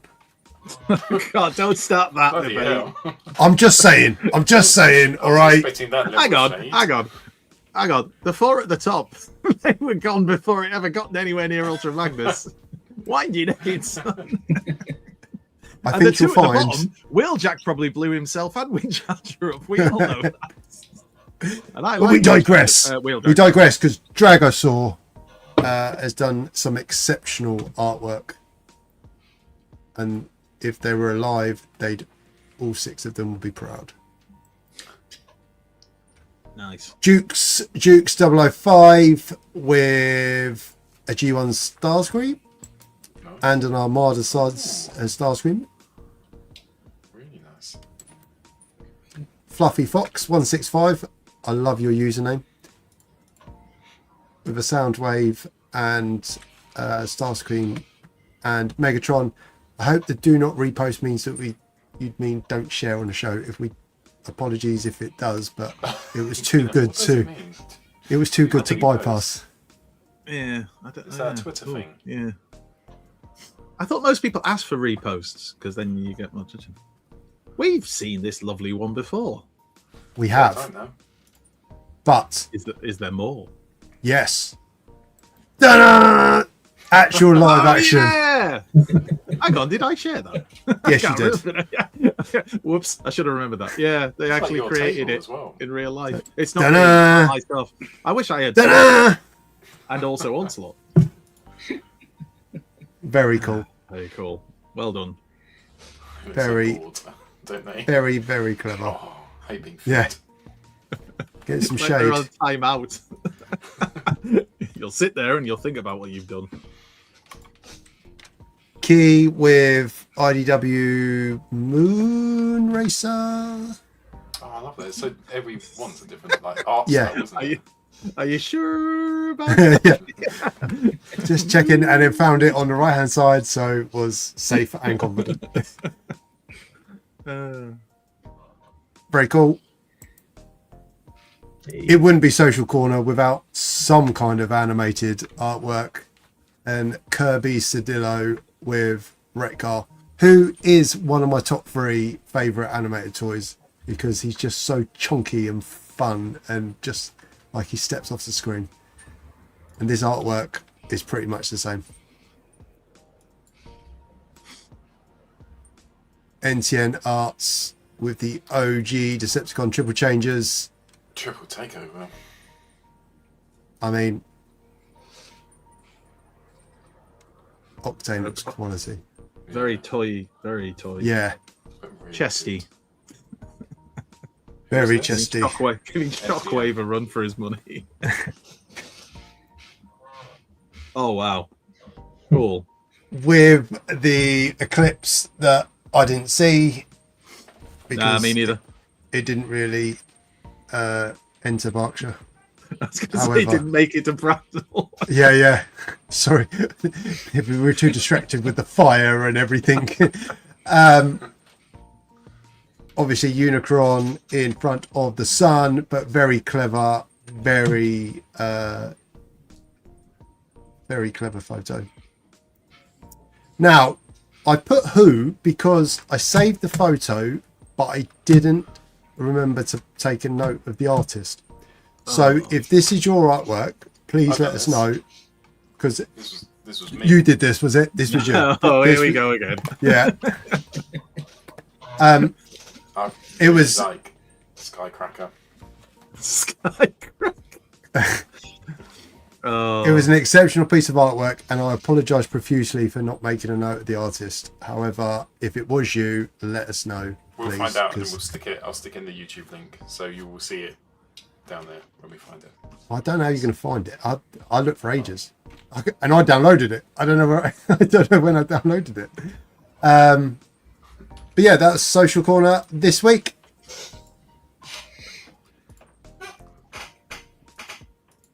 So I've got to sneeze now. You know, you got to sneeze. What, so you thought I'll make Andy really big because I've got to sneeze and I don't want Yeah. people to see that. I was trying to sneeze. I just won't tell him. I can't. It's not coming out.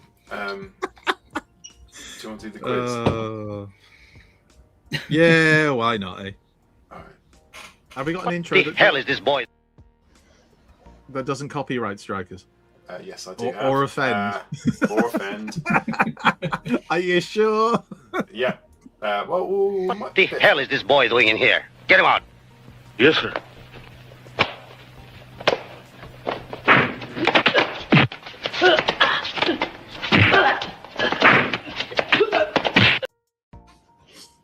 So strong. To be fair, that boy's got moves. He has moves, and we can't deny that.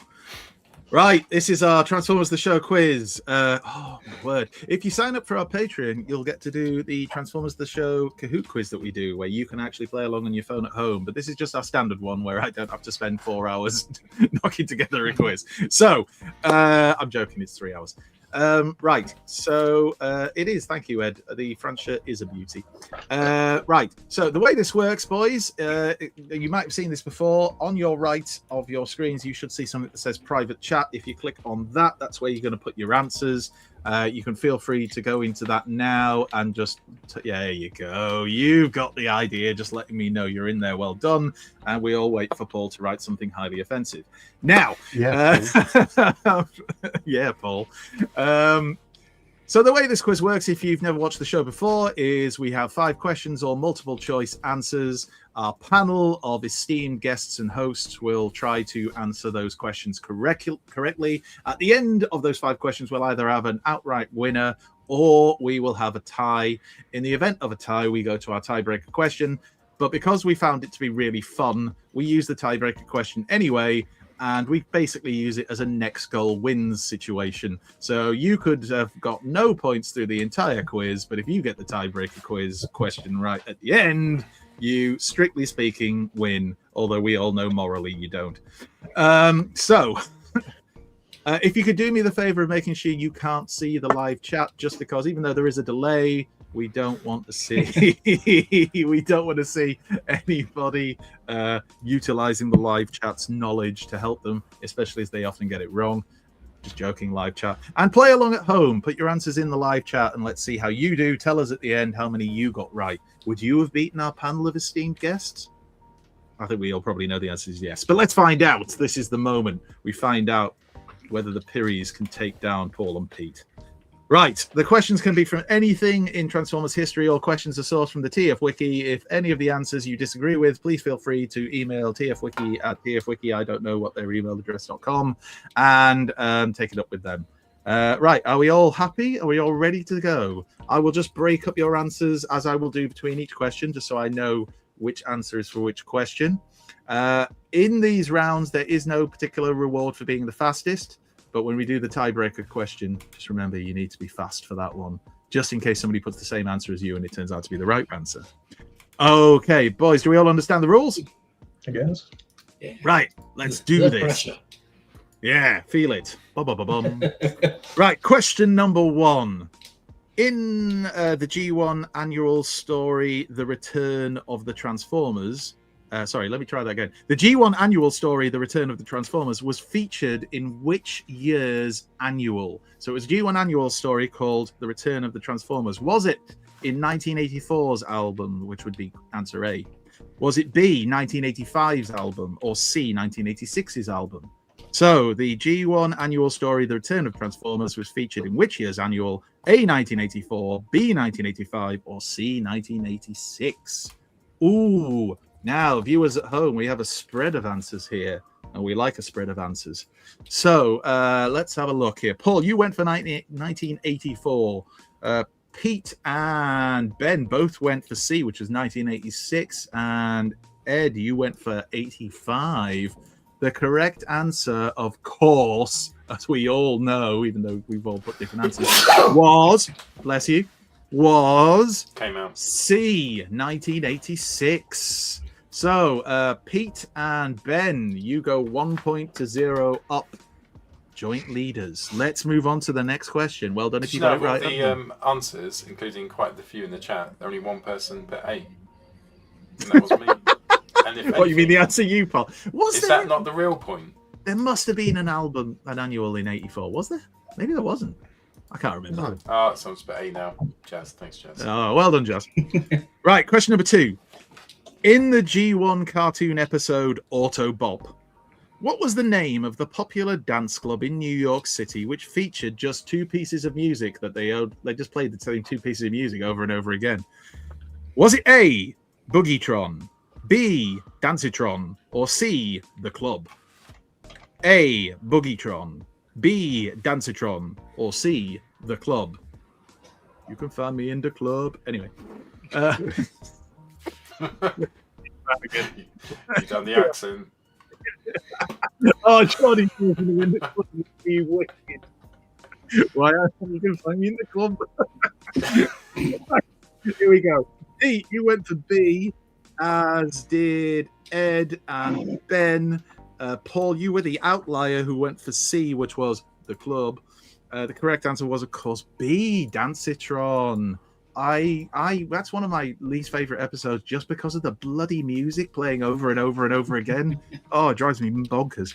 So let's have a look then. What does that do to the scores? So Ben and Pete both move on to 2 points. Ed, you're off the mark on 1 point. Paul, still sitting there on a big 0, but everything to play for. Everything to play for. Especially pride. Question number 3. What was the type of handheld weapon, so like the gun he carried, used by freelance peacekeeping agent Death's Head? Was it A, a plasma rifle, B, a concussion rifle, or C, a FUBAR rifle? So what was the name of the type of weapon that Death's Head carried? Was it A, a plasma rifle, B, a concussion rifle, or C, a FUBAR rifle? Kids at home, if you're watching, ask your parents what FUBAR means. Right. So let's have a look at the answers. Paul was the outlier again, going for C. Oh, I don't feel good when I'm the outlier, to be honest. Ben and Pete both went for A, and Ed, you went for B, which is the concussion rifle. The correct answer was A, the plasma rifle. Oh, loads Pete of the chat. and Pete Ben storming this, 3 points each. This can't last. Pete, you get all the answers right just the other week. Well, I say just the other week. It was about a month ago, but you know. And I think it was when they were both really hot nights. I feel like it's the heat. I'm warmed up. I feel like I'm warmed up. I feel like that's what it is. You're like a reptile. You need the warm weather. No, I don't need it. I don't need it. There's the last thing I need. Right, Pete let's carry on then. He just takes his clothes off and lays on the rock that's been on the sun for a bit. I've got a quiz tonight. Then he hisses at anyone who comes in. Right, here we go. Fuck off, you slag. Right, That's what you sound like. Pete and Ben, there seems to be a two-horse race at the moment, but there are 2 questions left. 2 questions left. A chance for Ben, certainly, to get back into it. Let's see how we go. Question number 4. What was the name of the story featured in the IDW Transformers Annual of 2017? So the IDW Transformers Annual of 2017, the story in it had a name. Was the name A, Memories Remembered, B, Ghost Stories, or C, Readers' Wives? Was the answer A, Memories Remembered, B, Ghost Stories, or C, Readers' Wives? What was the name of the story? I've read last time. The pressure's on, Ed. I can see the pressure's on. Dabbing away. I feel your pain, son. I feel your pain. I am dripping and not in a good way. Right, let's have a look. So the 3 possible answers you had was Memories Remembered, Ghost Stories, or Readers' Wives. Surprisingly, nobody went for C, which was Readers' Wives.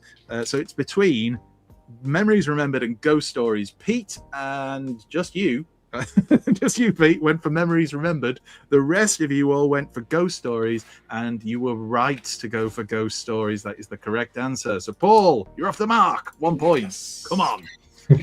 Ed, you move on to 2 points. Ben, that makes you 4 out of 4, I believe. So, woohoo. Come on, son. Jesus. 1 question left. This is to be the winner now. In fact, morally. You pretty much won, haven't you? Because you're 2 points ahead of Pete, aren't you? No, Pete, you're on 3 points, aren't you? So you can still catch him. You can still catch him. Right, let's do this. Right. The Decepticon builder Runover from Beast Wars Uprising was apparently obsessed with which human TV show? So, Runover from Beast Wars Uprising was apparently obsessed with which human TV show? Was it A, Jerry Springer, B, The Simpsons, or C, Naked Jungle, hosted by Keith Chegwin in the Nip? So A, Jerry Springer, B, The Simpsons, or C, Naked Jungle, hosted by Keith Chegwin in the Nip. So we all remember that classic TV show with Keith Chegwin where he had no clothes on. The kind of thing you just can't forget, no matter how many times you go to therapy. Right, answers are all in. I'm going to take that as a forfeit on your answer there, Paul, because there is no D, but it's good of you to make up an option. So let's have a look. Pete, you went for A, which is Jerry Springer. Our Pirrie brothers, both went for B, which was The Simpsons. Paul, I'm disregarding your answer. There was no D. So the correct answer is B. It was The Simpsons he was obsessed with, or they were obsessed with. So, Ben, you are our champion. You have won via the gift of winning 5 out of 5. You're if you ever watch Super League Rugby, you've won the league. You get the league winners trophy. Now it's time for the playoffs. And now we do the tiebreaker question, where all that hard work could be worth nothing. So the tiebreaker question is a really simple one, and I've tried to relate it to that last question we just had. Fastest to answer and the nearest to answer is the one who will win. So when I say fastest answer, if 2 of you put the same answer, it's whoever got it in the chat first that wins. Play along at home, everyone. I'm sure you all know this one. The tiebreaker question is: how many episodes of Naked Jungle, hosted by Keith Chegwin in the Nip, were actually shown on TV? How many episodes of Naked Jungle, which featured Keith Chegwin in the Nip, were actually shown on TV? Put your answer into that chat now. How many episodes was it? Do we know? Could anybody possibly know? I mean, yes, you could, because you could, you could actually go on, like I had to, and search up Google Keith Chegwin Naked TV show. Please, we're making calls soon. I tell you what, that search history is, it's going to need to be deep cleaned. Right. There was no pictures, just to be clear. It just gave me a written text. Right, here we go. All the answers are in. Oh, and we've got, like Keith Chegwin, quite a spread. Right, so Pete, you thought there was 12 episodes of Naked Jungle. Oh, dear me. Ed, you thought there was possibly 5. Ben, you were the fastest to put down the answer 1, which Paul then copied quite fast afterwards. I didn't trust Ben on his Transformers knowledge, but as soon as it was about Keith Chegwin, I was like, right, 1, if he knows it. Well, the correct answer and the winner of tonight's quiz, the winner is Ben, because it was 1. They only ever showed 1 episode. What a shock! What an absolute shocker! It was true. We were robbed. We were robbed of TV gold. Anyway, congratulations, Ben. TV song. Please don't, Bisto. I'm asking you nicely. What, the box set of 1 episode? I'm not sure the classifies as a box set. Anyway, this comes in a brown congratulations, Ben. Yeah. Found in the woods. Congratulations to Ben. Fantastic work and a deserving champion this week. Well done to you, sir. And a big shout out to all the Keith Chegwin fans in the live chat. That was this week's quiz. Andy, thank you. That was amazing. Well done, Ben, as well. Talking about box sets, let's talk about box art. Into nice discussion. We now return to the Transformers.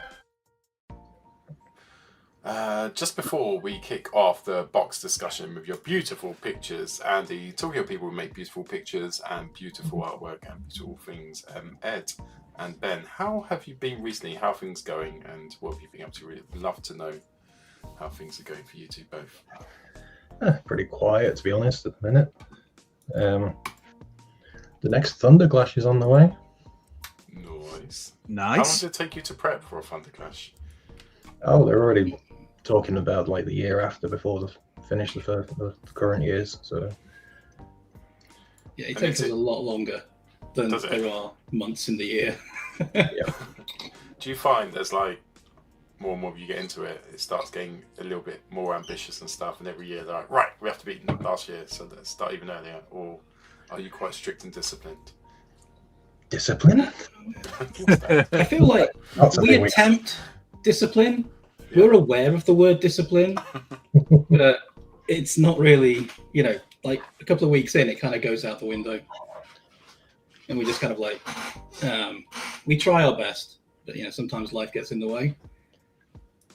The scripts definitely get more adventurous each time, definitely. Yeah, the scope is always ambitious. It's always, we push what we feel we can do with these characters a bit more each time. And do you ever get the when you're writing something there, do any of the artists say like, oh, you're creating quite the objective there, we need to, like, let's go. We are the complaining artists, we don't actually get involved in the writing on this, so yeah, we get the script and then we go, oh. Yes, like, can somebody else do this page, please? How did you find TFN 2026 for you? How was that compared to ones gone? Because we kind of, I don't know, it wasn't anything we should go like Vincecolor was amazing. It just felt like a really lovely, amazing, nice TFN. It's probably, we all said it was our favourite one so far. How was it for you guys? Fine. Do you want to take us first?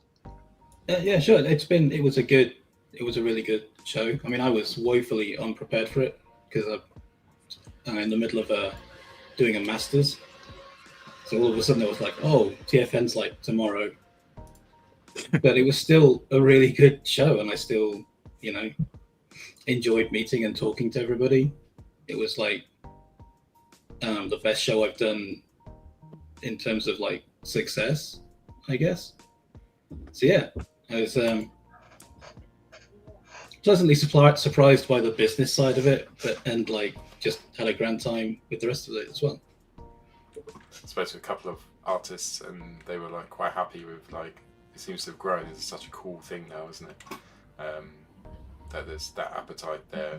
I guess there's always been there, but I think people are more expecting now. Like it's not just I'm going to go there. Like we've spoken before, like I'll get some toys, but now we're thinking, right, what cool bit of artwork we're going to pick up and stuff and gain. And everyone's so lovely on there. You get to chat with them and talk about the artwork and stuff.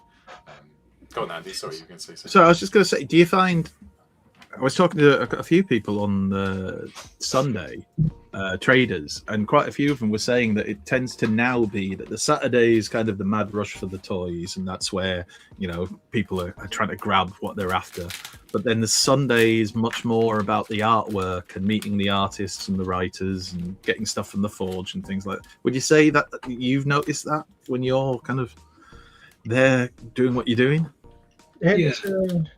I would say for me personally this year, that was the opposite. Saturday was balls to the wall the whole day. Wow. And Sunday, I had a bit more time to actually get up and walk around. Like the Saturday this year, I stood up once for the toilet the whole day, and that was the only time I left my table. But so yeah, I would say in my example, the opposite is true. Saturday, aside from that first hour when people have got their early access, because those guys are just there for the toys. So you see the place is already rammed, and you feel a little bit dejected because you're sitting there going, "Why are you coming to me? Why am I just sitting watching you?"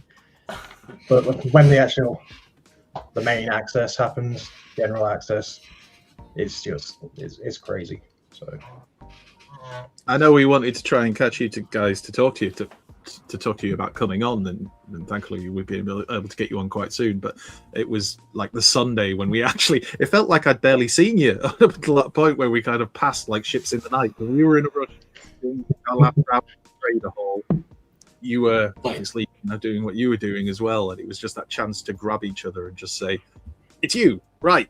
How do you fancy coming on the show?" Let's network. Yeah, exactly. But it was like it was networking on the run, speed networking, like speed dating. Did you find this year then that you had less time to just kind of not chill out necessarily, but just you were, like you said you were balls to the wall on Saturday? Definitely less time for me. Right. Didn't see any panels or anything on the Saturday. But like I say, didn't really leave the table at all. But saw the evening stuff. We were there for Vince. It was fun. That was great. So on that note, Ed, then the fact you were so busy and stuff, and I guess previous years you've probably been able to do a bit more panel and loiter around and help on toy fair and stuff. Did you enjoy this year more? Was it? I suppose it was better commercially, but is it from your point? It was just so fast. It's hard to say really, because it feels like it was over before it began. So I couldn't really say it was worse because I didn't get to go and see this, that, or the other, because I probably wouldn't have had the time to register anything that was missing anyway. But Ben? I mean, it was Saturday. I was kept very busy doing commissions for people, like on the table, and then like I made the decision, like on the Sunday, I was like, I am going to get something signed by Vince DiCola. Everyone else can wait. I am joining that queue, and like they said, that was pretty much the only time away that I got. Normally Sunday does kind of tail off because a lot of people are just milling; they don't really have the money left. But this year there was still like a steady stream of people coming past, and like, because I always get worried that stuff like the cost of living crisis is going to like rear its head, and people are just going to be like, well, I am here to buy, I don't know, Lio Kaiser or something, and not really be too fussed about the little bits and bobs that we have in the forge. And every year that never happens, and it's really cool to see, you know. There does seem to be a dedicated audience for the Forge. A lot of attendees will make a beeline for those guys. They want to support those guys, and that's wonderful. The fact that it grows every year, it's like, that's the cool bit, isn't it? Like, it's not something which is in recession. If anybody in the Forge is watching, please start putting your names on your product. Yeah. I'm terrible at remembering who I got things from. Just a little white, you know, around the edge, little white text, something like that. That is helpful. Yeah. Definitely. Can I just ask as well?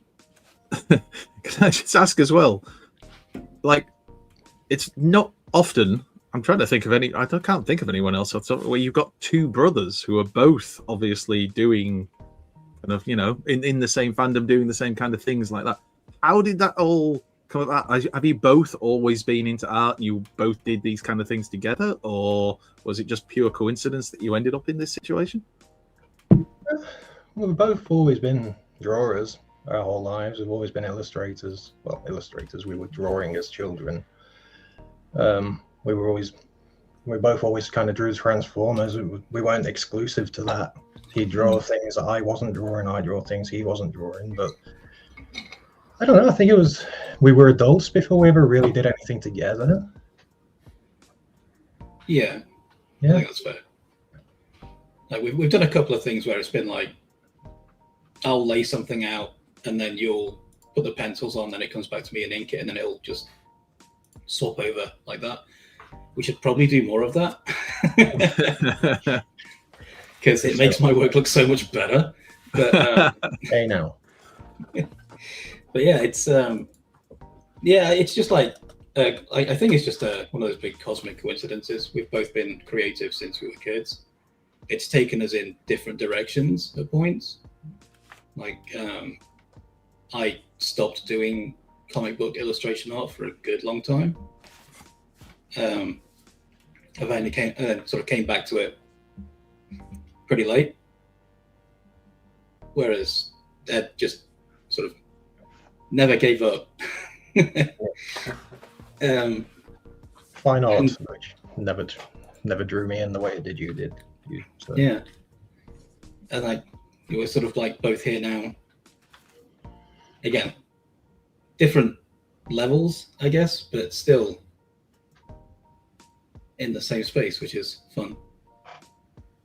It's cool because when you talk about different levels and different space, like I think all of us got brothers, and like you kind of have like the Venn diagram of like everything you like. Like I think of my brothers, like my middle brother, like Transformers, the Venn diagram crossed over massively. There's a little bit from my younger brother. There was stuff like he was into like Pokemon, and there was stuff like Final Fantasy, video games, anime, and like manga, and like they crossed to different extents with different brothers, or with the same brother to different amounts. How much was it for you two and Transformers? Was Transformers a big bit? Were you both like you massively into that, and was there video games and stuff, or other things that you massively crossed over together with? Well, there was always going to be other things. When around the time that the original toys kind of faded away, that's when I started getting into superhero comics. So I'd start, doing Marvel characters just for fun, stuff like that. And then it was anime in the 90s came along, so I'd start trying to ape anime styles of things, like doing fan art shows. But there was always something Transformers was going to be coming. It's like, I'll draw this one Evangelion thing, and then I'll go do 50 Optimus Primes. But it's more of it was like a comfort thing when it wasn't there. It's like I need to draw something, and I know I can draw this thing, so I'll go draw that thing. Yeah, it's like there's sketchbooks from when I was at university doing like fine art, and like every so often you'll just see like a little drawing of Sunstreaker in the corner. I'm just like, there we go. He's there. He's, when you're thinking about something else, you're just letting your hand wander. You're like, oh, I've drawn Sunstreaker or Jazz or somebody.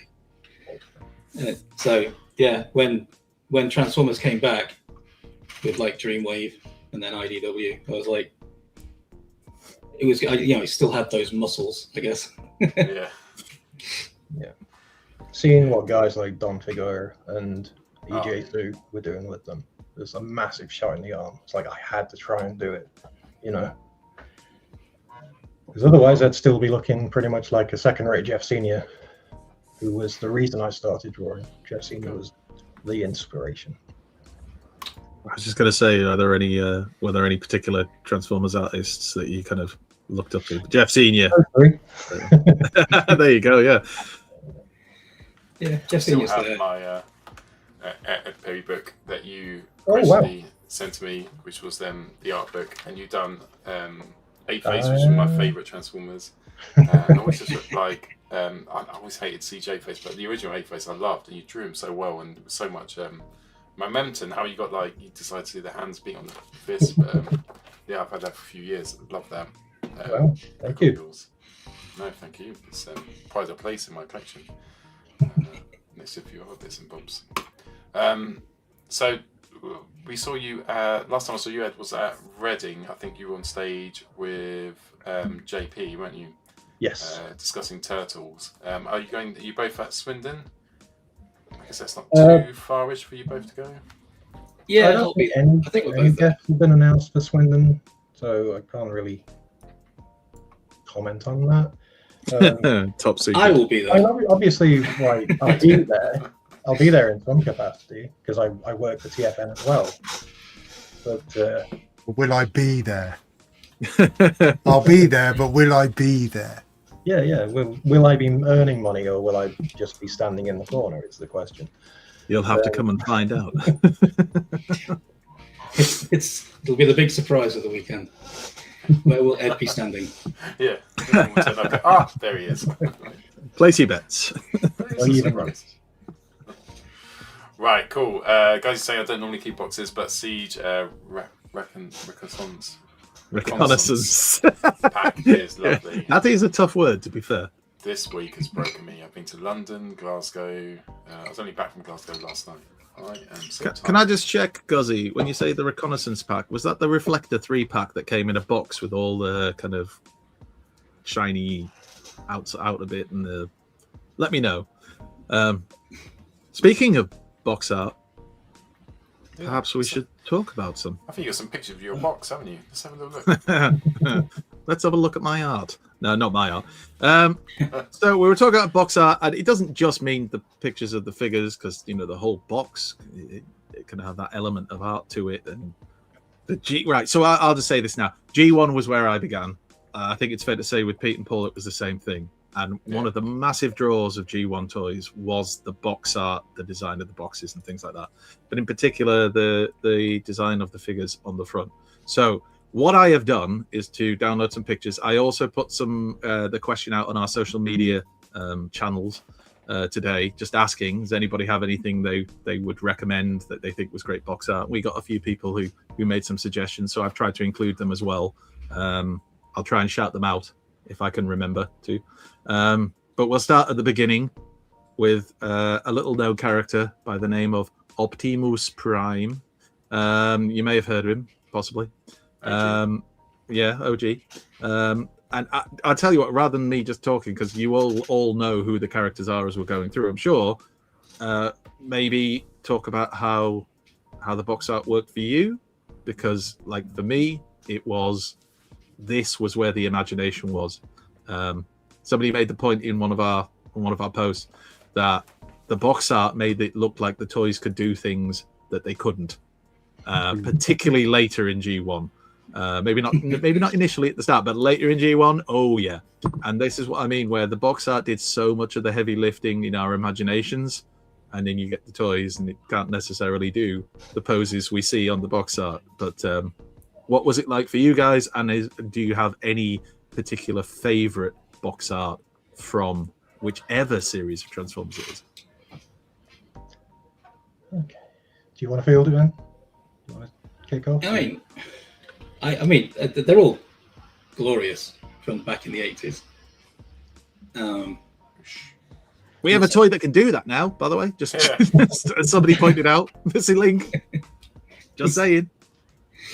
Sadly, I don't have that one yet. He's on the list. But yeah, Yeah, I don't know. These designs, these pictures are so iconic. It's like, what more can you say about them? They just, they've got such power to them. I think.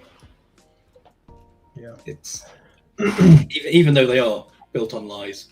It was Exactly. it was a time though that the box art, like we said, had to do so much of the heavy lifting, didn't it? It was, if you saw it on the shelf, the box art needed to be, attractive and be able to sell it. And I think I think it was a bit twofold. Back in the day in G1, and it should be how it is now. The toy was always packaged in the alternate mode. Yeah. So it was like, oh, this is a really cool looking race car, but oh, wait a minute. It does this. It can become that. And that was probably a big reason why a lot of kids gravitated towards the toys in the first place. Whereas how many years has it been now where everything is just constantly packaged in robot mode, and the illustration, if it's even got one, is of the robot as well. It's like, yeah, you're not really selling the gimmick, the whole. Yeah, I agree completely. I think that the toys had more mystery and excitement to them when they were in the vehicle modes in the boxes, and you had the box art, but you kind of had to get it out and transform it yourself, and then find out that it couldn't do half the poses. Obviously, we have a toy coming that can do this one again. It's like a puzzle. You'd see a car or a plane or a gun, and then the picture would be this really dynamic robot, and you'd be like, how does that even happen? So that, I think that's kind of the joy. You want to know how to solve that puzzle. Yeah, and it is definitely something that has been lost in the way that the toys are packaged nowadays. So again, if John Hasbro is listening, was the artist who did the character artwork on the front, was his name Mark Watts or Mark Watts? I'm sure he's now on Facebook, and he's selling his art, and he does videos. AI now, doesn't he? Oh, does he? Oh, I think he moved into AI. Yeah. Again, I could be wrong. That could be libel or slander or whatever, but I do seem to. Well, for legal reasons, we'll say we're not sure. To be fair, this is the show to do it on. Yeah, nobody watches, so you'll be fine. Not to take anything away from the guy either, but so a lot of the earlier year ones were touch-ups of Japanese art, so the base art already existed, and he maybe changed the decos on them or the faces, something like that. I mean, this would have been something that he did from scratch, the ape face, which is a brilliant one. Yeah. So obviously he's talented. But... Yeah. Bisto has put a comment, which I'm sure you're about to show, Paul, that said he remembers whenever his mum went shopping, going to the toy aisle and spending hours staring at the Skull Cruncher box art. That was me. That was literally my mum going around Woolworths, doing all the shopping for however long it took, and me literally on the toy aisle, looking at every Transformer, reading every bio, looking at the artwork, not necessarily having any money to buy any, but just like getting lost in this universe. And the artwork was a massive part of what sold the toy to me, which is why some of my favorite G1 toys are not considered the best G1 toys, but good artwork, and that's all it took to sell them to me. A little bit. Some of these may be some of my personal favorites. I will admit that, just as we're going through. Bit of Hunger, and my boy Misfire. He does. Didn't they just recolor that for the Action Master as well? So that's the same artwork. Quite possibly, they may have they certainly used the original framework for it. There wasn't an Action Master of Misfire. But yeah, they might have taken some of these and just given a little bit of a tweak. See, Scorponok should have a gun, Hasbro. Let's always remember he's got that. The surprise face again, then. Yeah, it's got there it is. That's where it's come from. I'm ahead. What? For a lot of people, though, it was the battle scenes, wasn't it, on the back? Yeah, the battle scenes were absolutely iconic. Why are you so loud now? Have you unplugged your headphones? No, he got near the mic for a second, I think. Oh, okay. He leaned forward to readjust his seat. I was just really enthusiastic. Oh, no, he is. He's really loud. It's insane. Turn your volume down. Yeah. It's alright. No, don't worry. Don't you do it at the same time as me. Don't touch anything. Snapdragon. Yeah, that's perfect. Like Chrome Dome. Look how dynamic he looks. Look at that posing. Yeah. Look at those elbows and knees. Then look at the toy. You're right about the battle scenes, and I'm really annoyed with myself because I have all of the G1 battle scenes downloaded, and I forgot to put them in this, which is really annoying, considering I downloaded about 40 flipping pictures, and I forgot that one. That's one. Yes, it is. Yes, well, we're coming up to that. The Transformers Legacy artwork book is an absolutely essential pickup if you don't have it. It is, it's a work of art, literally. Just fantastic. This is a bit of a cheat because we didn't get Punch Counter Punch over here, did we? Wasn't this one of the ones that was not released officially in the UK, I believe? I did. Somebody in the chat will correct me. I owned this when I was a teenager, but I picked it up from a market stall, so I couldn't speak to whether it was an import or... I managed to pick these guys up in the Decepticon clones. Oh, right. So, I think the clones might have done. Maybe I'm wrong. Maybe it did get released over here. I'm sure I'd read somewhere. Oh, there he is. There he is. Look at that chunky boy. A few people actually in the comments on our posts mentioned this lad and this artwork in particular. Yeah, it looks so cool. Like next to, well, it looks like the Fans Hobby version. Yeah, I think the Fans Hobby one is. And Peter's too loud. What? Apparently you are. I don't think you are. I think you're both perfect, and you're lovely just as you are. I mean, you can be Gibbs. No, I'm joking. Hang on, I've got to find.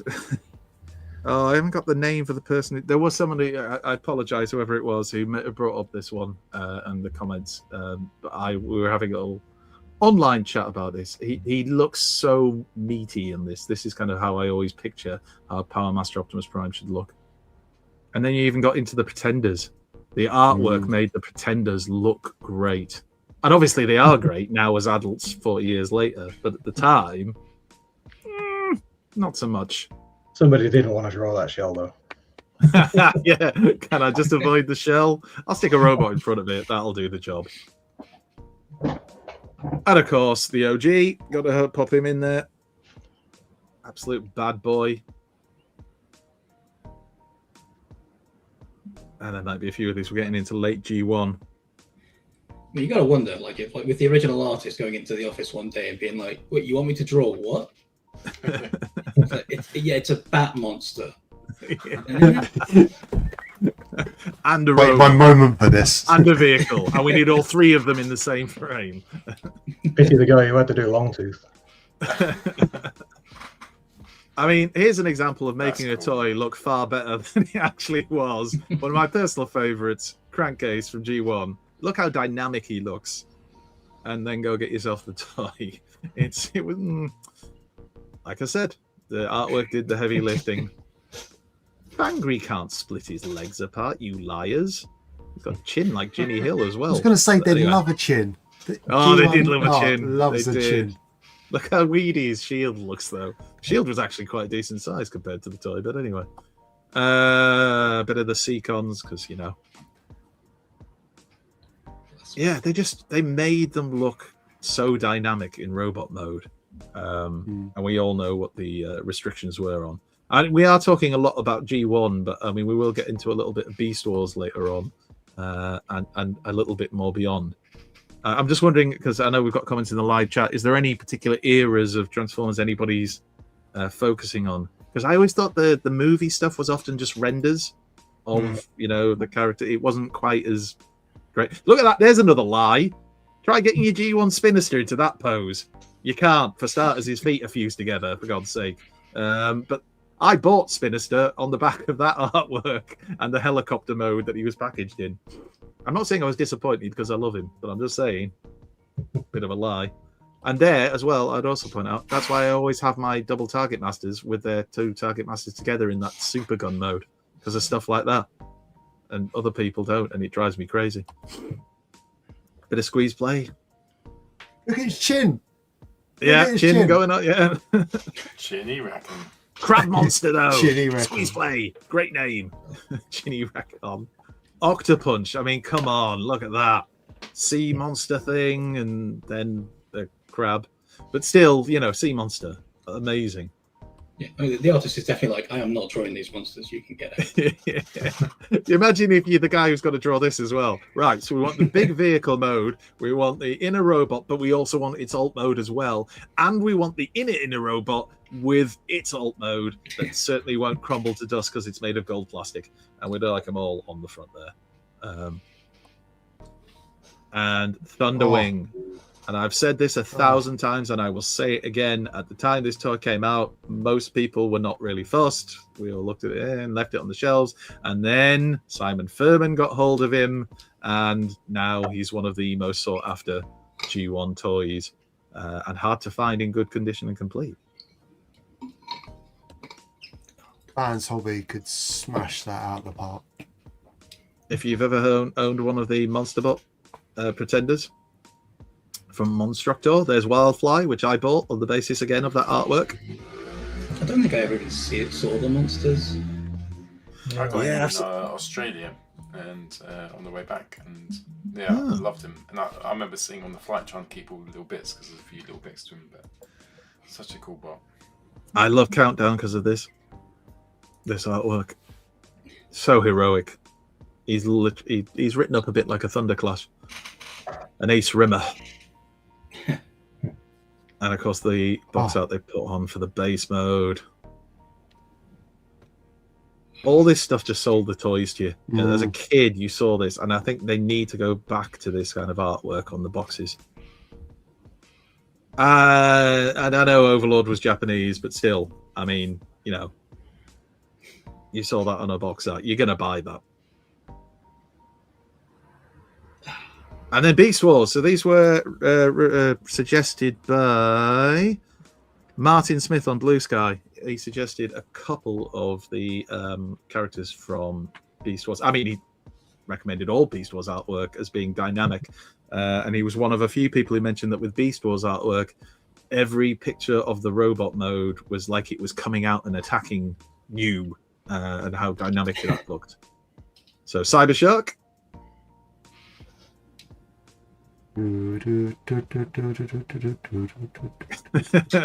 Different Cyber Shark. And is this Spittor, I believe? What kind of name is Spit? See, this is my problem. Yeah, see, Spittor. Surprise attack. Strength 2 out of 10. But not really his strength. If Spittor was a Masters of the Universe name, though, everyone would be fine. Yeah, exactly. Yeah. You can't have a go at this and then love all the Masters of the Universe character names. That name's ridiculous. Bestow you in a minute. And we've got Beastman. Merman. Anyway, and then this was one that was suggested by Simon Elvin on Facebook. He pointed out the artwork for the Deathsaurus HasLab, which is very, very nice. Yeah. These are all Guido Guidi, aren't they? Yeah. So and there's another man who can draw a Transformer. Yeah. Absolutely. But you make the artwork look this good, you can sell any piece of crap toy, really, because you just see this and you go, yeah, I want that. That's amazing. And I say, considering this is like a HasLab, that you had to kickstart. The artwork's got no right going this hard. Yeah. You've already committed before you've seen. That's where the money went. And then, as we've already mentioned, it would be remiss of us not to mention Transformers Legacy, the art of Transformers packaging. Mr. Sorensen. This is just a great book if you can pick it up. I've got my copy down here. Randomly, it was really hard to find any decent pages from it, though. I don't like have scans of it, so I just did a Google search, and this was like this. So there's Beast Box, and Squawk Talk, and Squawk Box, and Slugfest, and Overkill, and everybody's favorite movie toy Cup, and Blur. I like Cup. He was fun. Yeah, he was all right. I like Blur. A lot of people don't apparently like Blur, but I still like G1 Blur. I still think it's decent. Cup was and good. the Fortress Maximus, which, was it Chris McFeely or someone I was talking to at TFN? And they said they confirmed that Fortress Maximus was available in the UK. Like, there was always been this debate. Was it really available? It was in a Hamleys or something, and there was a competition to win it. But was it really available elsewhere? And whoever it was, and I apologize, so many people that we speak to at TFN, whoever it was saying, oh, yeah, we've confirmed it now. We have the evidence to prove. I'm sure it was Chris McFeely to say, yeah, it was over here in the UK. I don't ever remember seeing one. It didn't make it up to the wilds of North Yorkshire. But, you know, I'm sure it was probably in London somewhere. I remember the competition. I'm pretty sure that our local toy shop had the boxed one in the window and then posters talking about it. But so many years ago now. No, terrifying. But what a figure. What an absolute beast of a figure. Yeah. No, well, I've owned the body before. Just the body with no accessories, no head or anything. And I always had this intention of, I'll buy all the bits and fix it up. And then I found out on eBay, even then, this is like 15, 20 years ago, all the bits were so expensive. I was like, right, okay, I'm probably not going to do that then. And I just sold it on to someone else who wanted it. But yeah, I'd love a complete G1 Fortress Maximus, but I'm not as obsessed with it as some people are. If only because I don't know where the hell I'd put it. This is true. Andy, that was beautiful. Thank you. You're beautiful, Paul. I know, but that was also good. Thank you. Right, I think I've just messaged quite a few people in Patreon, so I've sent you the link if you want to join our after show party. Pete, thanks for generating that link. That's really good of you. Ed and Ben, thanks so much for joining us tonight. That was brilliant. Do they want to quickly hawk their websites and their links and things in case anybody wants to follow? I know you've put them in the chat, I think, Paul. But Ben, I put your website into the chat. Into the links on the YouTube, so people have to see there. Ed wants rewards bits. I put your Blue Sky, but I can put something else. Yeah, I'm on the Blue Sky. I'm on Facebook. I don't really maintain the art on there though, so it's probably. I can see which one you put your effort into by the amount of followers you get. There's definitely a skew. Blue Sky definitely beat the other ones by quite some distance. So I chose that one. Bless. Is there an orgy at the after party? Guzzy, I'm not sure if I've texted you yet. I think I have. If I haven't, digital? I'll text you. What? Yeah. Is that not the best? Not sure that works. It's too hot for touching. It's too hot for that. But windmills, it's never too hot for a windmill. I've just got this mental image now of Pete going, "Don't touch me!" Burning up here. Oh dear. Right. On that bombshell. Bless. Yes. Please head to Transformers Show on Facebook. We're there all week, and you can chat to us. I'll show you some other bits. We're going to play the outro music with a lovely last thank you to our Patreon people who've supported us, plus some bits at the end. Thank you so much for watching. Thank you so much for the guests. Thank you so much for my co-hosts. It's been Transformers Show. We'll see you at 8 o'clock next Friday. Bye-bye. Thank you. Play outro. Set outro. Themeless. Give me 5 minutes. Is key. This outro video took me like 3 hours. Bye. Sorry, this outro video. It's time for Transformers, the show!